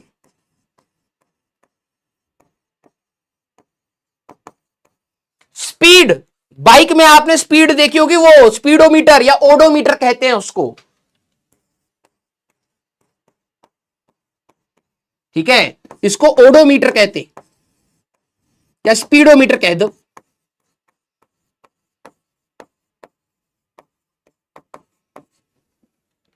हाँ, अरे वाह यार, बच्चे बहुत सीरियस हैं यहां पर। लव यू बेटा।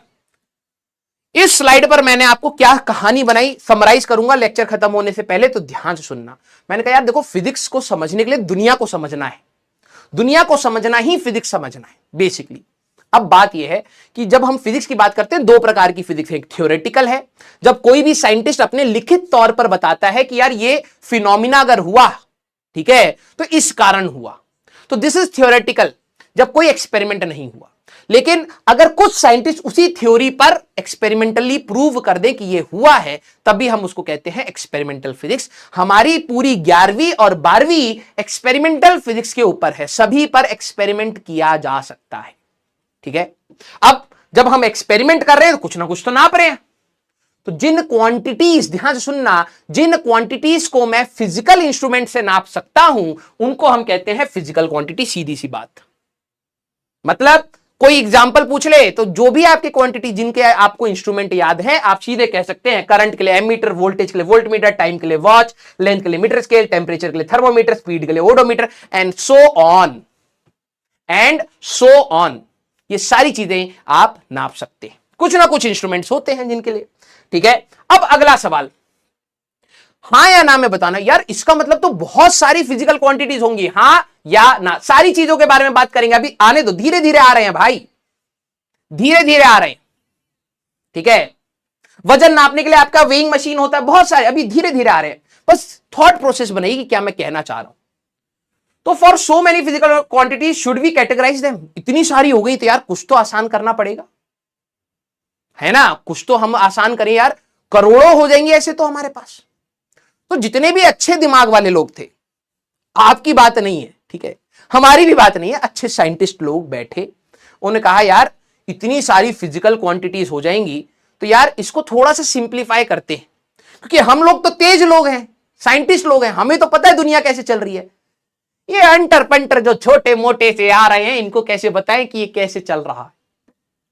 हम लोग अगर मर जाएंगे तो इंफॉर्मेशन खत्म हो जाएगी ना यार, इनको भी तो समझाना पड़ेगा।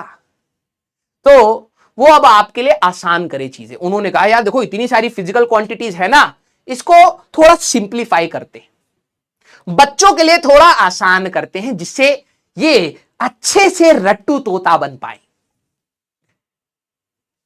समझे ये किस लिए किया गया? इतनी सारी फिजिकल क्वांटिटीज में क्लासिफिकेशन, कैटेगराइज करना। समझ रहे? क्लासिफिकेशन ऑफ फिजिकल क्वांटिटीज मतलब कैटेगराइज करना। क्यों करा गया? कोई पूछ ले तो कहना हमारी शक्ल देखिए, वो साइंटिस्ट हमारी शक्ल पहले ही भाप लिया था, इसीलिए कैटेगराइज करा गया। क्लियर? बोलिए भाई। Yes, clear. तो इतनी सारी में से कुछ कुछ को आसान तरीके से आपको समझाई जाए, क्लासिफिकेशन तो जरूरी है। तो अब ये थॉट प्रोसेस था कि ऐसा क्यों हुआ। For so many physical quantity should be categorise, should we for so many physical quantity should we categorise them for our easy understanding. Yes, हमें कैटेगराइज कर लेनी चाहिए। ठीक है, तो अब क्या हुआ, हमारे पास ऑल फिजिकल क्वांटिटीज, ये अब आपको लिखना है, उसी में continuation. All physical quantities are classified into two main categories. हम लोगों ने अपनी सारी फिजिकल क्वांटिटीज को दो हिस्सों में क्लासिफाई करना स्टार्ट किया। साइंटिस्टों लोगों ने किया, हम लोगों ने नहीं किया। एक on the basis of direction, लिखिए सब समझाऊंगा और जितने डाउट है सारे बताऊंगा। On basis of direction, on basis of dependency. सारे बच्चे एक बार लिख लीजिए फिर थम्स अप करिए। ऑन बेसिस ऑफ, अगर मैं सारी फिजिकल क्वांटिटीज को बोलूं तो उन लोगों ने दो हिस्सों में इसको क्लासिफाई करना स्टार्ट किया। एक on the basis of direction, scalar and vector, love you बेटा, and on the basis of dependency, जिसमें कुछ बच्चे fundamental and derived word use कर रहे हैं। जिन्होंने नहीं पढ़ा कुछ नहीं, मैं बिल्कुल बेसिक से बात करूंगा, इसको आराम से लिखिए। क्यों क्लासिफिकेशन करी गई? क्योंकि भाई जब आगे की जनरेशन आएगी उन सारे साइंटिस्टों को समझ आ गया, इसका मतलब ये थोड़ा कि नॉर्मल लोगों को भी समझ आ जाएगा। तो उनके लिए ये रिक्वायरमेंट थी कि भाई इंफॉर्मेशन लोगों तक आगे पहुंचे, एक नॉर्मल इंसान भी चीजों को समझ पाए। तो उन्होंने कहा कि यार इन सारी क्वांटिटीज को ना थोड़ा सा सिंप्लीफाई कर देते हैं, कैटेगराइज कर देते हैं, कि कुछ हमारे अंटरपंटर 2024 में आए तो उनको समझ आ जाए। तो एक on the basis of direction, क्या मतलब है सर? अभी बताएंगे। On the basis of dependency. Sir what is dependency? आप अपने पेरेंट्स पर पैसा कमाने के लिए अगर आप जैसे खर्च करें 4800 रुपए या 5000 रुपए या 6000 रुपए लगाए हैं, किससे लेके लगाए हैं? अपने पेरेंट्स पे, है ना। पापा ने कमाया, आपने लगाया। पापा इतना कमाएंगे, आप उतना चर जाएंगे। यही तो कर रहे हैं आप। तो बेसिकली पैसे के लिए आप अपने पेरेंट्स पर डिपेंडेंट हैं, समझ रहे हो?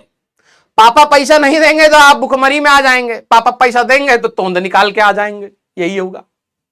यस, हाँ। तो डिपेंडेंसी मतलब कौन किस पर डिपेंड कर रहा है। जैसे अगर देखा जाए नॉलेज के लिए या कंपटीशन की तैयारी के लिए आप मेरे पर डिपेंड कर रहे हैं या अर्जुना बैच पर डिपेंड कर रहे हैं, तो ये आपकी डिपेंडेंसी हो गई। पैसे के लिए आप पापा पर डिपेंड कर रहे हैं, इमोशन के लिए हेलो जी रात को उन पर डिपेंड कर रहे हैं, अपना दुख दर्द के लिए आप अपने दोस्तों पर डिपेंड कर रहे हैं, एंटरटेनमेंट के लिए यूट्यूब पर डिपेंड कर रहे हैं। आपका वजूद बचा क्या? कौन हो तुम?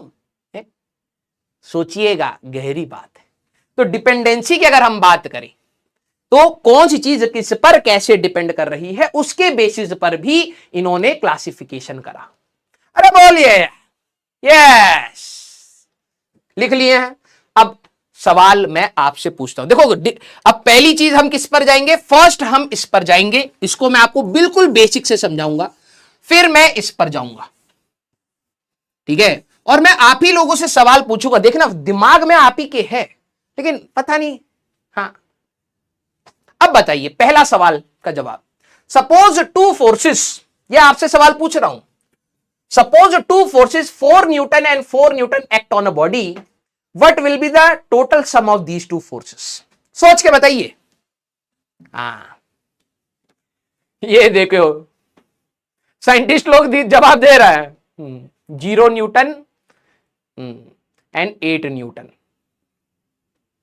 अब मैं आपको फिजिक्स नहीं पढ़ाऊंगा, मैं आपको अब कॉमन सेंस सिखाऊंगा। प्रॉब्लम क्या है ना, दो दिक्कत है, कॉमन सेंस इतनी कॉमन नहीं है और लेकिन कुछ लोगों के लिए बहुत ही कॉमन है। 0 एंड 8 बहुत ही कम बच्चे बोल रहे हैं डिपेंड ऑन डायरेक्शन। अब मैं ये मान के चल रहा हूं कि आप 9वीं 10वीं में ठुस है, क्या है? ठुस, ठीक है? आइए पहले सवाल को जरा एनालाइज करते हैं।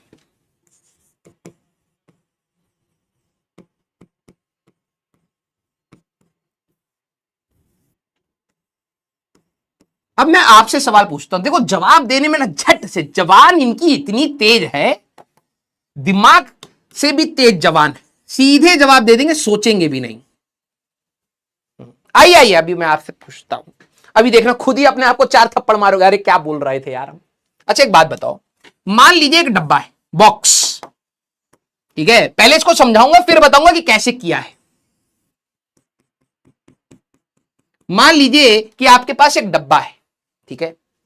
आप इधर से धक्का लगाने की कोशिश कर रहे हैं इस पे, ठीक है? आप कितना फोर्स लगा सकते थे? 4 न्यूटन का। आपने इस डायरेक्शन में धक्का लगाया, आपका मित्र, आपने कहा भाई ये डब्बा हमें ना क्या है, खिसकाना है, हम 4 न्यूटन का फोर्स लगा सकते हैं, ठीक है?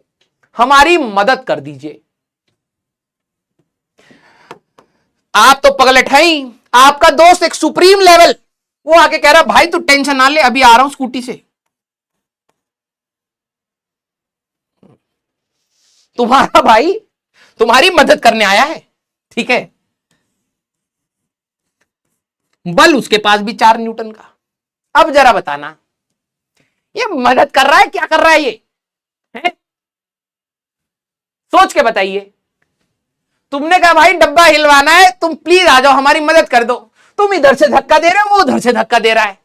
भाई इस केस में जो रिजल्टेंट फोर्स हुआ ये आपको फील आ रहा होगा। मैं कोई फॉर्मूला नहीं लिख रहा हूं, कोई फॉर्मूला नहीं लिख रहा, बाद में इसका फॉर्मूला भी बनेगा, ध्यान सुनना। अगर मैं इस केस में रिजल्टेंट फोर्स की बात करूं, कोई फिजिक्स का लॉ नहीं चाहिए आपको, कुछ नहीं चाहिए, आप सभी लोग बोल रहे हैं 0 न्यूटन। आप सभी लोगों ने, मैंने कोई फिजिक्स का फॉर्मूला नहीं बताया, कुछ नहीं बताया, मैंने कहा बस एनालाइज, फील करो इस चीज को। एक व्यक्ति इधर धक्का दे रहा है 4 न्यूटन से, एक व्यक्ति इधर धक्का दे रहा है 4 न्यूटन से। आपने कहा सर रिजल्टेंट, नेट रिजल्टेंट मतलब इन दोनों का जोड़, sum of these forces, basically sum of these two force ही, बेसिकली आप सभी लोगों ने बोला कि सर ये इन दोनों के जुड़ने के बाद 0 हो गया।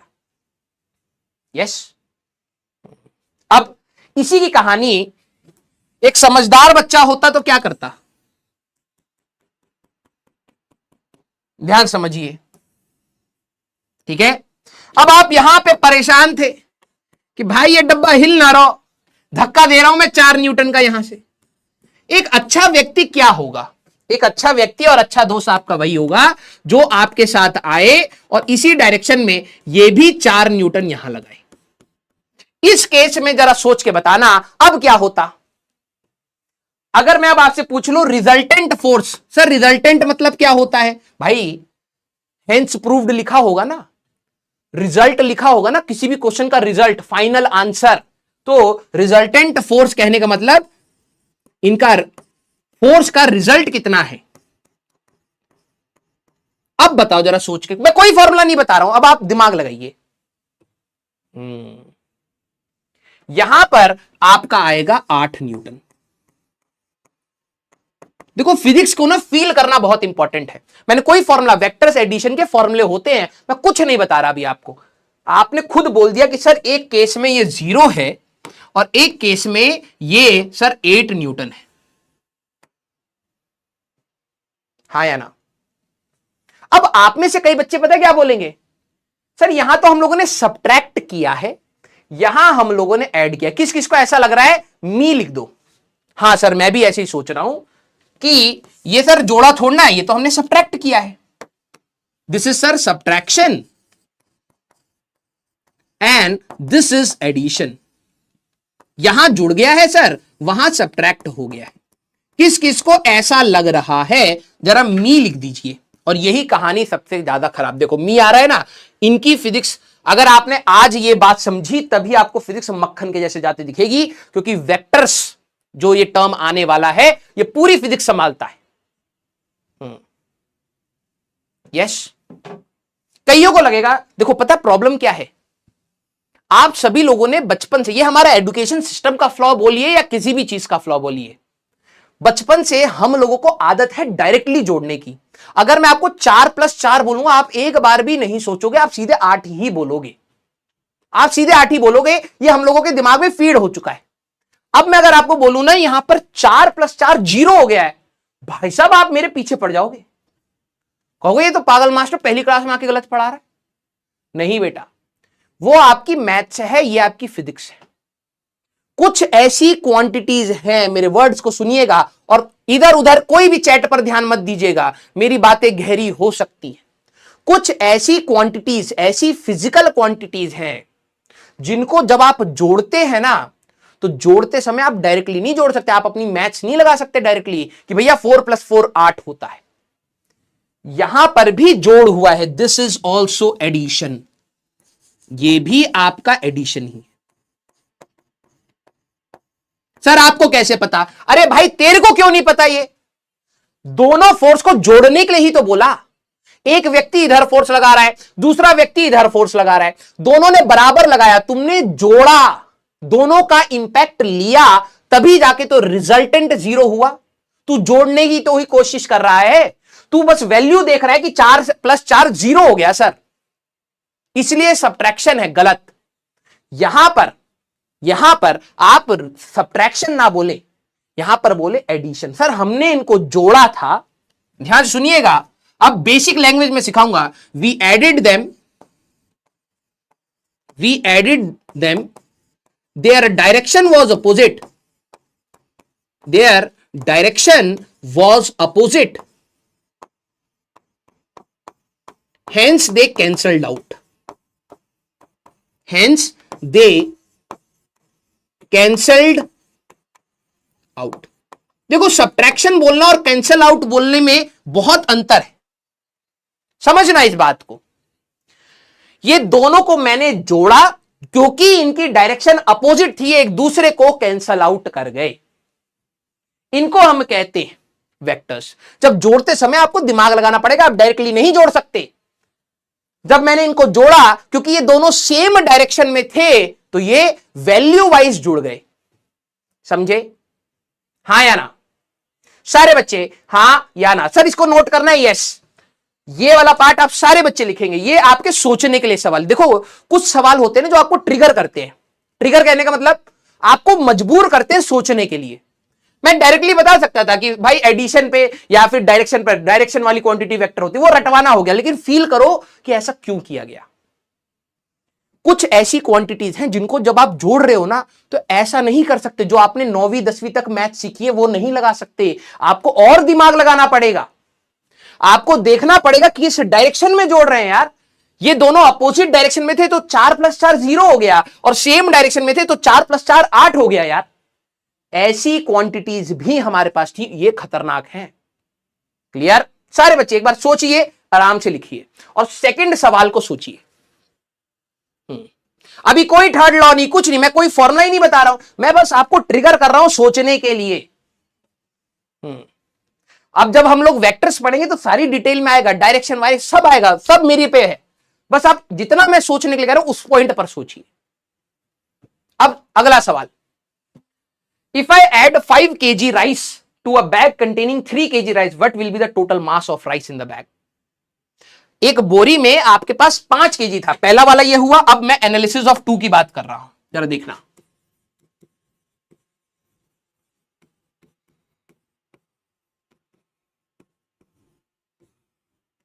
ठीक है, वेरी गुड, लव यू बेटा। यहां पर आपके लिए आसान है। मान लीजिए मेरे पास ये एक बैग था, सर ये बनाना है, yes this is your bag. अब आपके इसमें क्या था, राइस पड़ा हुआ है, कितना पहले से ही दे रखा है 5 kg। ये हमारे पास 5 kg राइस था। देखो भाई, जिन्होंने 9वीं और 10वीं पीडब्ल्यू में नहीं पढ़ा, या जिन्होंने 9वीं 10वीं नहीं भी पढ़ी, मैं कोई भी ऐसी चीज यूज नहीं कर रहा हूं जो आपके पहले से रिलेटेड हो। बस मैं कह रहा हूं, आप जो मैं आपसे सवाल पूछ रहा हूं उसके बारे में सोचिए। फ्रॉम दी स्क्रैच पढ़ा रहा हूं, पीछे का कोई लेना देना नहीं है। ठीक है, तो उस थॉट प्रोसेस को छोड़ दीजिए, यही आपके लिए 100% है। अब 5 kg चावल पहले से ही यहां पर पड़ा हुआ है। अब मैंने कहा यार इसमें 3 kg चावल डालना है, मैं इधर से 3 kg चावल डालूं या इधर से 3 kg चावल डालूं, क्या कुछ फर्क पड़ेगा? दो ऑप्शन है, मैंने कहा इधर से एंगल, मतलब 3 kg चावल लिया मैंने, इधर से डाला 3 kg चावल, या तो इधर से डालूं या इधर से डालूं, क्या फर्क पड़ेगा? नहीं पड़ेगा। इनका अगर मैं एडिशन किसी भी तरीके से करूं, इधर से डालूं इधर से डालूं, कोई एंगल पर डालूं, कोई फर्क नहीं पड़ता। आफ्टर एडिशन अगर मैं बात करूं मेरे एंटरपेंटर, टोटल मास कितना होगा? 8 kg। क्या कभी 2 kg हो सकता है? खुद सोच के बता दीजिए। जैसे वहां पर हुआ था, जैसे इस केस में हुआ था, 4 + 4 मैं जोड़ ही रहा था, लेकिन डायरेक्शन अपोजिट थी तो आपने 0 बोल दिया, मतलब आप कह रहे हो कि कैंसल आउट हो गया। क्या यहां पर ऐसा हो सकता है? 5 - 3 2 kg कभी हो सकता है? सोचिए, ऐसा कभी हो सकता है? आप चावल लेने गए, उसने कहा भैया 5 kg चावल है, 3 kg और डाल दो, उन्हें 3 kg डाला, 2 kg बचा है। अबे क्या बात कर रहा है?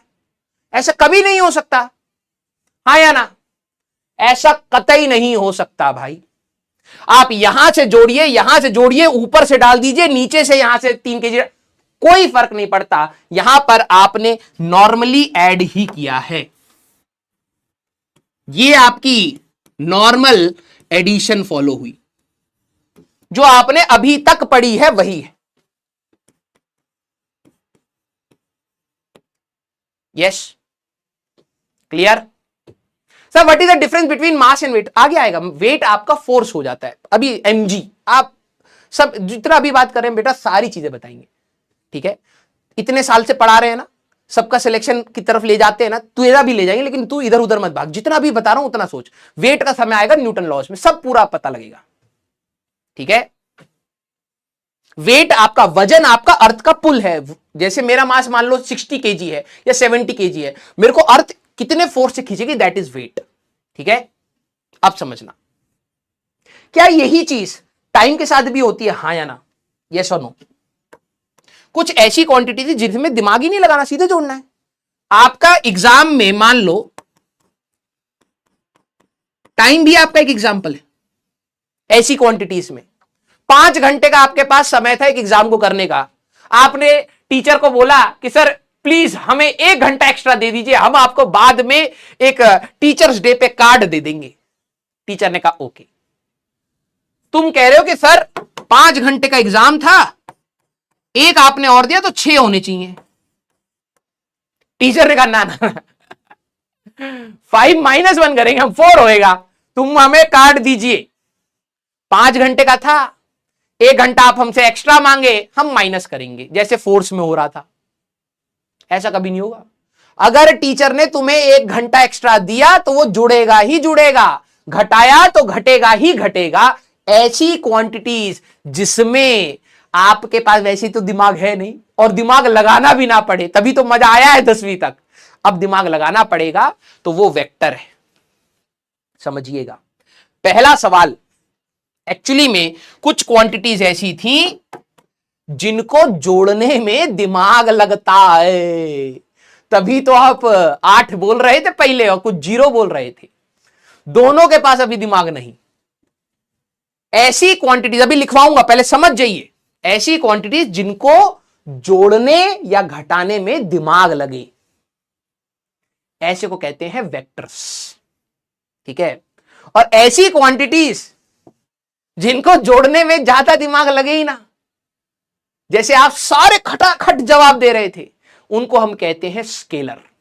सीधी सी बात, हां या ना, हां या ना, बोलिए भाई। अब मैं यहां पे लिखूंगा, इसकी सारी चीजें लिखूंगा। ये आपको लिखना है, classification of physical quantity depending on directional properties. कहने का मतलब, हमने अपनी सारी दुनिया की सारी फिजिकल क्वांटिटीज को जब डायरेक्शन के हिसाब से नापना स्टार्ट किया या क्लासिफाई करना स्टार्ट किया, 2 कैटेगरी बनाई। साइंटिस्ट लोगों को पता था, आपको थोड़ा ना पता है। साइंटिस्ट लोगों ने कहा एक है जिसमें एंगल देख के जोड़ा जाएगा, और एक है जिसमें हमारे एंटरप्रेन्योर अपने आप को सुपर कॉन्फिडेंट मानते हैं, स्केलर्स। सारे बच्चे लिखिए पहले। अभी आ रहे हैं सॉलिड एंगल पे। ओए कौन है ये बेटा? जब सॉलिड एंगल पर आऊंगा ना, ये रहा, मैंने क्या बोला था, ये वही बात है बेटा। ज्ञान लेना है, देना नहीं है। ठीक है, 4800 रुपए टीचिंग करने के लिए नहीं कि तू तरुण सर को भी सिखाएगा, निखिल सर को भी सिखाएगा, मेरे को सबको सिखाने आया है, नहीं। हमें पता है, तुम बस पढ़ो। हाँ, टेंसर क्या होता है अभी उस पर आते हैं। ठीक है, हाँ, जब उन्होंने जोड़ने की बात, अब ये आपके नोट्स में होना चाहिए। अगर मैं on the basis of directional properties की बात करूं, दोज क्वांटिटीज, दोज, ये लिखना बेटा, दोज फिजिकल क्वांटिटीज, पीक्यू मतलब क्या है? Physical quantities whose addition and subtraction, whose addition / subtraction depends on the directions, depends on their individual directions,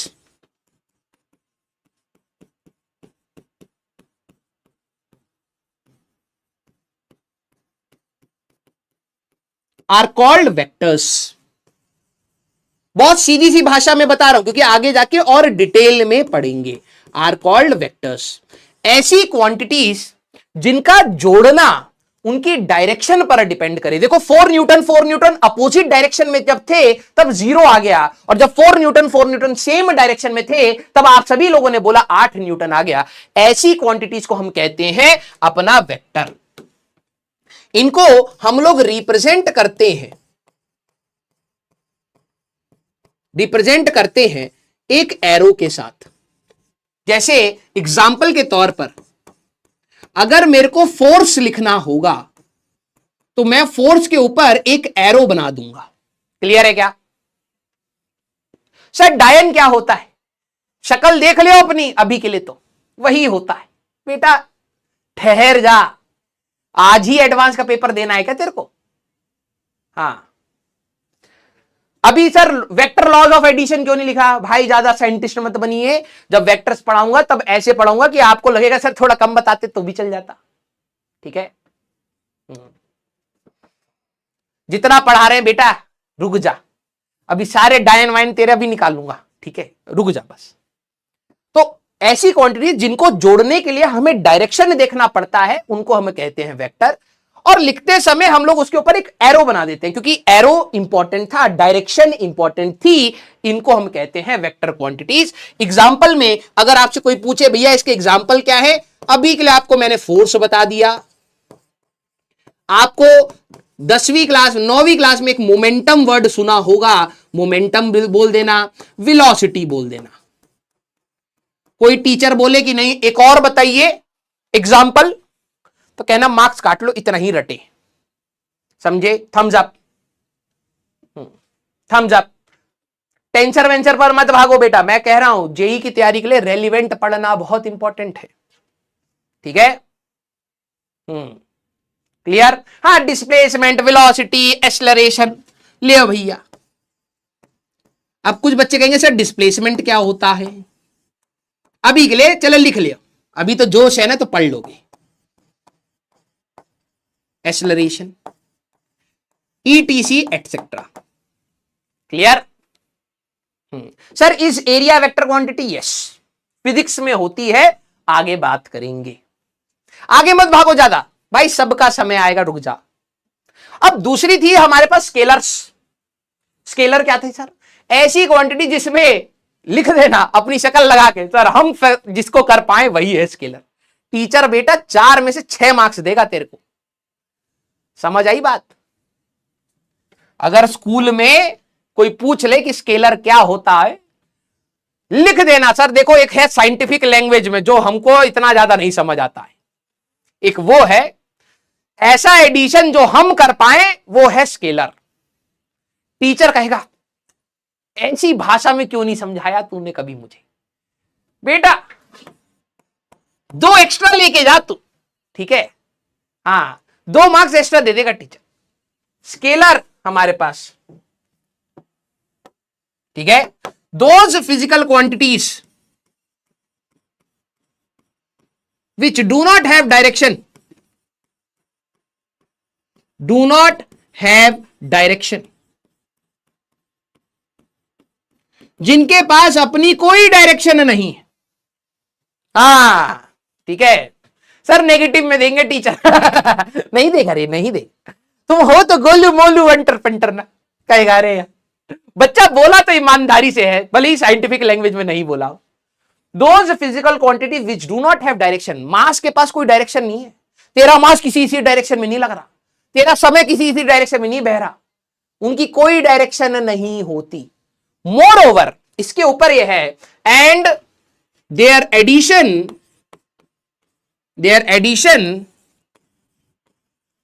and subtraction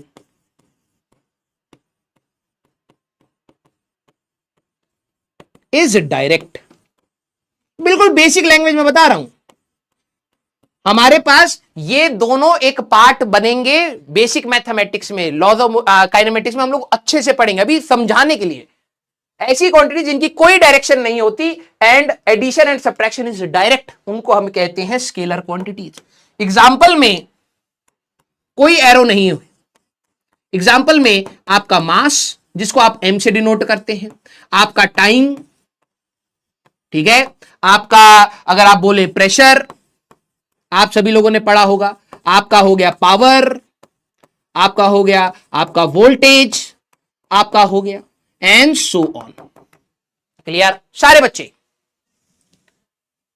अरे कोई लक्ष्य का बच्चा है का बेटा, कोनी मार के गाड़ देंगे जमीन पे, ज्यादा इधर उधर के वर्ड मत बोलिए, ठीक है? हमें पढ़ा लेने दीजिए।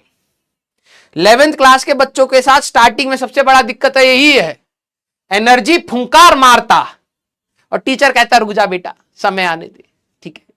जब रोटेशन में हम लोग फुंकार मार रहे होते तब कहता क्या कर रहा है टीचर। तो ये भावनाएं पलटेंगी बेटा, अभी ज्यादा तेज मत भागो। टेम्परेचर ले लो भाई, इनको ऐसा लग रहा है कि टेम्परेचर ने इसको पैसे दिए, लिखवा दे भाई, मेरा नाम भी लिखवा दे लिस्ट में। हाँ ले ले भाई, खुशी मिल गई टेम्परेचर को लिखवा के, आया ना? यस।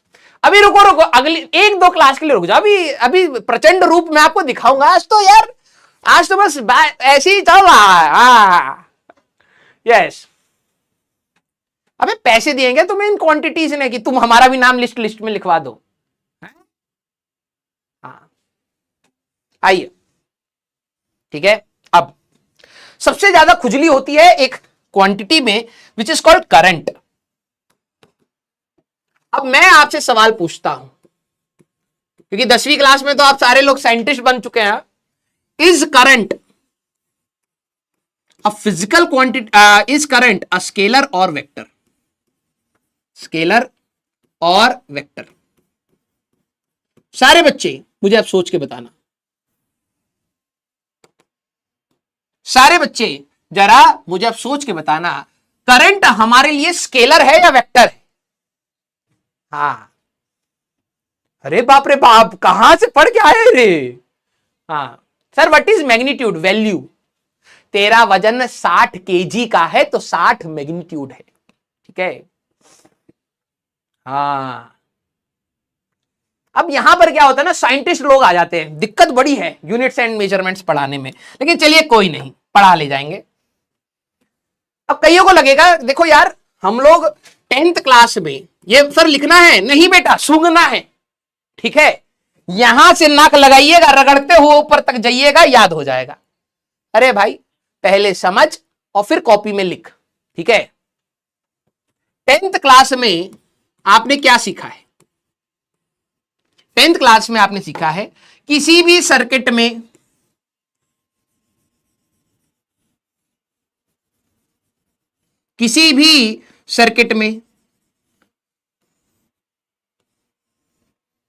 हाँ यस, कईयों का टाइम हो गया भाई साहब, भगवान बुला रहे हैं उनको। बेटा शांति से बैठ जा। किसी भी सर्किट में the rate of flow of electrons, यही तो हमारे पास करंट था, है ना। अब जरा समझना, सर हम लोगों ने 10वीं क्लास में पढ़ा है कि बैटरी के पॉजिटिव टर्मिनल से करंट निकलता है। एग्जाम्पल के तौर पे मैं कह रहा हूं, मान लीजिए यहां पे 5 एम्पेयर का करंट जा रहा है। सर इसके पास मैग्नीट्यूड भी है, मैग्नीट्यूड कहने का मतलब वैल्यू, 5 एम्पेयर, 5 इसका मैग्नीट्यूड है, वैल्यू कितनी है। और सर इसकी डायरेक्शन भी हम लोगों ने पढ़ी है, सर ये बैटरी के पॉजिटिव टर्मिनल से निकलता है और नेगेटिव टर्मिनल की तरफ जाता है।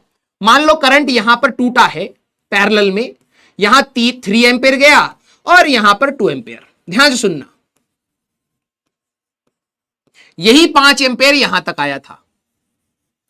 तो अब कई बच्चे इसको क्या सोचते हैं, क्योंकि करंट के पास मैग्नीट्यूड भी है, ध्यान से सुनिएगा, बच्चों के हिसाब से अब क्या होता है कि सर जो ये करंट है ना, इसके पास मैग्नीट्यूड भी है।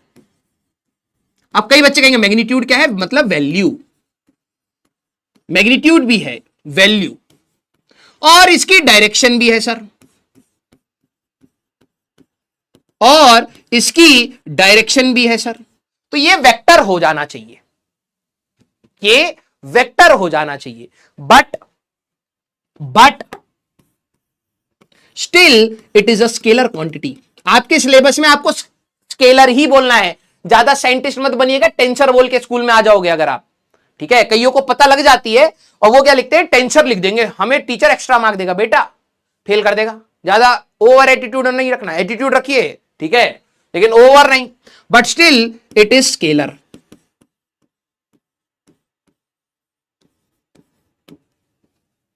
अब कईयों को डाउट आएगा, ध्यान से सुनिएगा, ये आखिरी टॉपिक है, इसके बाद क्योंकि ऑलमोस्ट टाइम हो जाएगा, इसके बाद हम लोग नेक्स्ट डिपेंडेंसी वाली बात नेक्स्ट क्लास में करेंगे, ठीक है।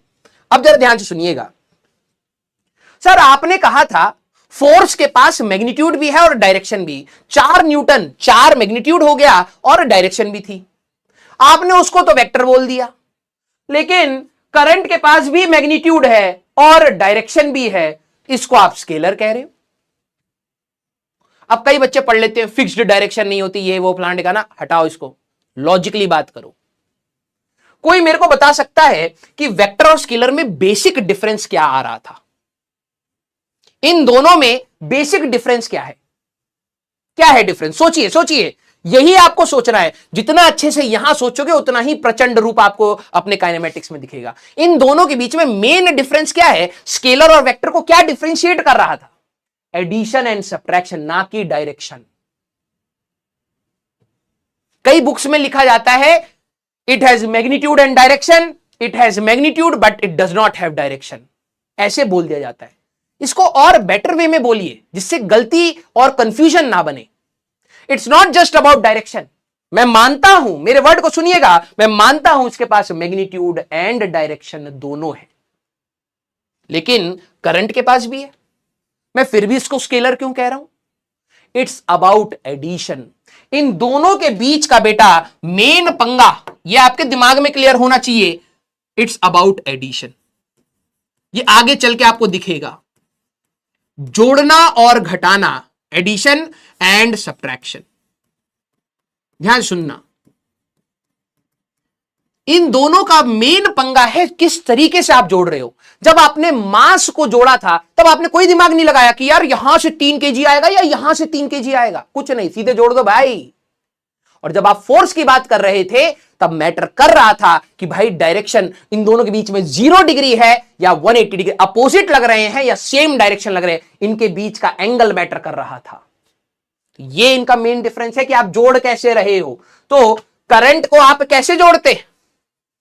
देखिए 5 एंपियर का करंट आया तो 3 एंपियर इधर चला गया, 2 एंपियर इधर चला गया।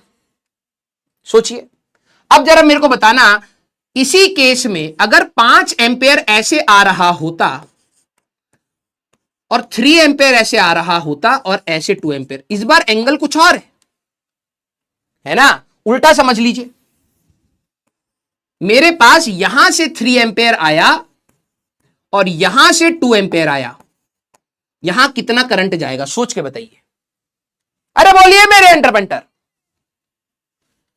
अगर मेरे लिए यहां से 3 एंपियर आया, यहां से 2 एंपियर, 3 एंपियर का करंट यहां से आया, 2 एंपियर का करंट यहां से आया, अब यहां करंट कितना जाना चाहिए था? 5 एंपियर, 5 एंपियर भाई। दो नदियां, ध्यान से सुनिएगा, दो नदियां अगर जुड़ रही हैं, एक अपना पानी ला रही है, एक अपना पानी ला रही है, दोनों जुड़ के ही तो जाएंगी यार, इसमें एंगल का क्या लेना देना।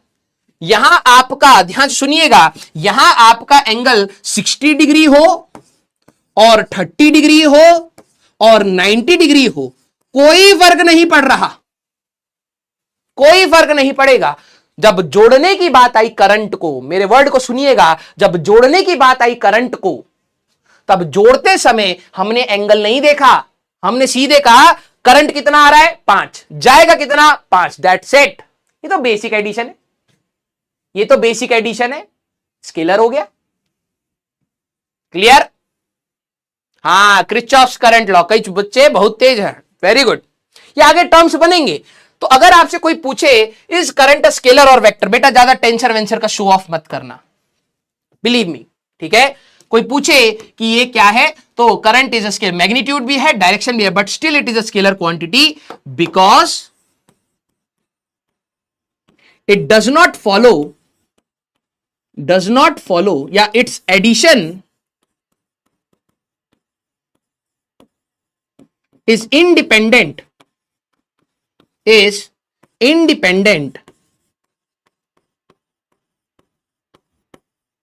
of its direction। डायरेक्शन से इसका जोड़ने घटाने का कोई लेना देना नहीं है, ठीक है। Incoming current must be equal to, या छोड़िए इतना, क्लियर? बस सर ये नोट करना है, नहीं बताया तो था यार, लेक्चर पूरा देखा करो सारे बच्चे, ये नोट करना था या सूंघना था, बच्चे को बता दो, बड़ा दिक्कत में, ये लास्ट है। हाँ टाइम हो गया, हमें भी पता है, ठीक है। That's all for the today, I know that. एक बच्चे को बड़ा दिक्कत है, ये नोट करना था या सूंघना था, ये बता दो बस उसको। देखो बता रहे हैं ना बच्चे। अबे तुम तो यार सही में 10वीं क्लास के बच्चे हो यार, मजे लेने थे उसके, बोलना था सूंघना है, वो कॉपी सूंघ रहा होता। अरे यार तुम लोगों को ट्रेन करना पड़ेगा अभी, तुम लोग स्पैमर बन नहीं पा रहे हो अभी। हाँ हाँ, देखो कुछ कुछ है, कुछ कुछ के अंदर वो झलक है, ठीक है, जिनको बाद में, ऐसी लोगों को बाद में जेल में डाला जाता है। लेकिन कुछ बच्चे बता रहे हैं कितने इनोसेंट, ये 10वीं क्लास के इनोसेंट बच्चे हैं। बेटा 11वीं में आ रहे हो तुम, ठीक है, जब मैं ऐसे पूछूं तो समझ जाना मेरा डायरेक्शन क्या है। अबे अब क्या बता रहे हो, अब तो मजाक हो गया उसका, है हट। बेटा नहीं, नोट मत कर, सूंघ लेना, फोन को ऐसे रखना, सब दिमाग में सड़क से जाता। अबे कंसेप्ट की बात है, पहले समझ और कॉपी में लिख। इसमें पूछ क्या रहा है कि लिखना है या नहीं लिखना है, क्लियर? तो आज हम लोग यहीं तक रखेंगे, डिपेंडेंसी वाली बात हम लोग नेक्स्ट क्लास से स्टार्ट करेंगे, ठीक है, नेक्स्ट क्लास से हम लोग स्टार्ट करेंगे। तो आज का आपके लिए होमवर्क क्या है? आज का होमवर्क कुछ नहीं है, हमको बस याद रखना है, ठीक है, complete your notes and revise everything, that's it, no other homework. Chill मारो, क्लियर, चिल मारना है, ठीक है। चिल मतलब ये नहीं कि खाना खाना है, घूमना फिरना नहीं, किसी इंसान का नाम रखिए चिल और उसको मारिए। अबे 11वीं में कन्वर्ट हो जाओ जल्दी से, तभी थोड़ा फ्रीक्वेंसी मैच होगा हमारा, ठीक है, हाँ, क्लियर। हाँ, आज की क्लास इतनी है, कल की क्लास में हम लोग अब गहराई में जाएंगे, ठीक है। रिवाइज आपको करके आना है, अगली क्लास में मैं इसको रिवाइज कराऊंगा, तो जितना अच्छे से रिवाइज करके आइएगा, ठीक है, रिवाइज करके आएंगे, प्रॉमिस करिए सारे बच्चे। अच्छा 1 घंटा 45 मिनट पता लगा गया? मेरे को तो नहीं लगा वैसे। सिलेबस कैसे कराएंगे? हाँ, यस, सारे बच्चे। अब देखो वीडियो कॉल, चलो एक कर ले, बंडी पहन लिया पहले। ठीक है, हाँ, एक को करके देखते हैं, नहीं तो कल की क्लास में कर लेंगे। श्री पर्णा चैटर्जी को करते हैं, ये तो गेमर है, गेम खेल रहा होगा, ठीक है। समीर कौशल को कर लेते हैं, लेट्स सी, उठा ले फोन तो। प्लीज रिवाइज करके, रोज का काम रोज, आज का काम कम है, कोई दिक्कत नहीं है। अरे राजा भी है। हाँ, प्रेरणा रानी है, रानी, राजा और रानी। डर गए होंगे, बंडी पहनने गए।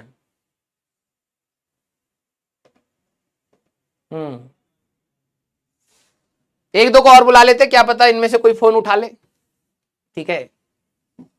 और ये पता है यहां पर नाम कैसे आते, ये भी बता देता हूं। अगर आप लोग प्रॉपरली लेक्चर देख रहे हो, ठीक है, और आप रिप्लाई कर रहे हो, फालतू की चीजें नहीं कर रहे, तब आपका नाम यहां आता है, ऐसा नहीं है, ठीक है। ए आशुतोष उठावा बरदवा, मुस्ताक अहमद उठावा, तो नहीं बतिया लिया जा।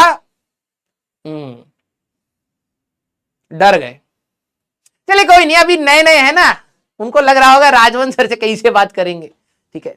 समय के साथ आप मेरे साथ यूज टू हो जाएंगे, हंसी मजाक में आराम से पढ़ेंगे, कोई दिक्कत नहीं। अगली क्लास में हम इनको बुला लेंगे, थोड़ा सा स्क्रिप्ट बना लेंगे, पहले बच्चे को कनेक्ट कर लेंगे, ठीक है, हाँ, यस। कपड़े अच्छे से तैयार होकर रहना, ठीक है। लव यू ऑल बेटा, लव यू ऑल। मेरे को बहुत मजा आया आप सभी लोगों को पढ़ाने में, this was the first class, ठीक है। आने वाली क्लासें हो सकता है थोड़ी कठिन पड़े आपको, लेकिन घबराना नहीं है, तुम्हारा भाई तुम्हारे साथ खड़ा रहेगा, ठीक है। Yes, love you all.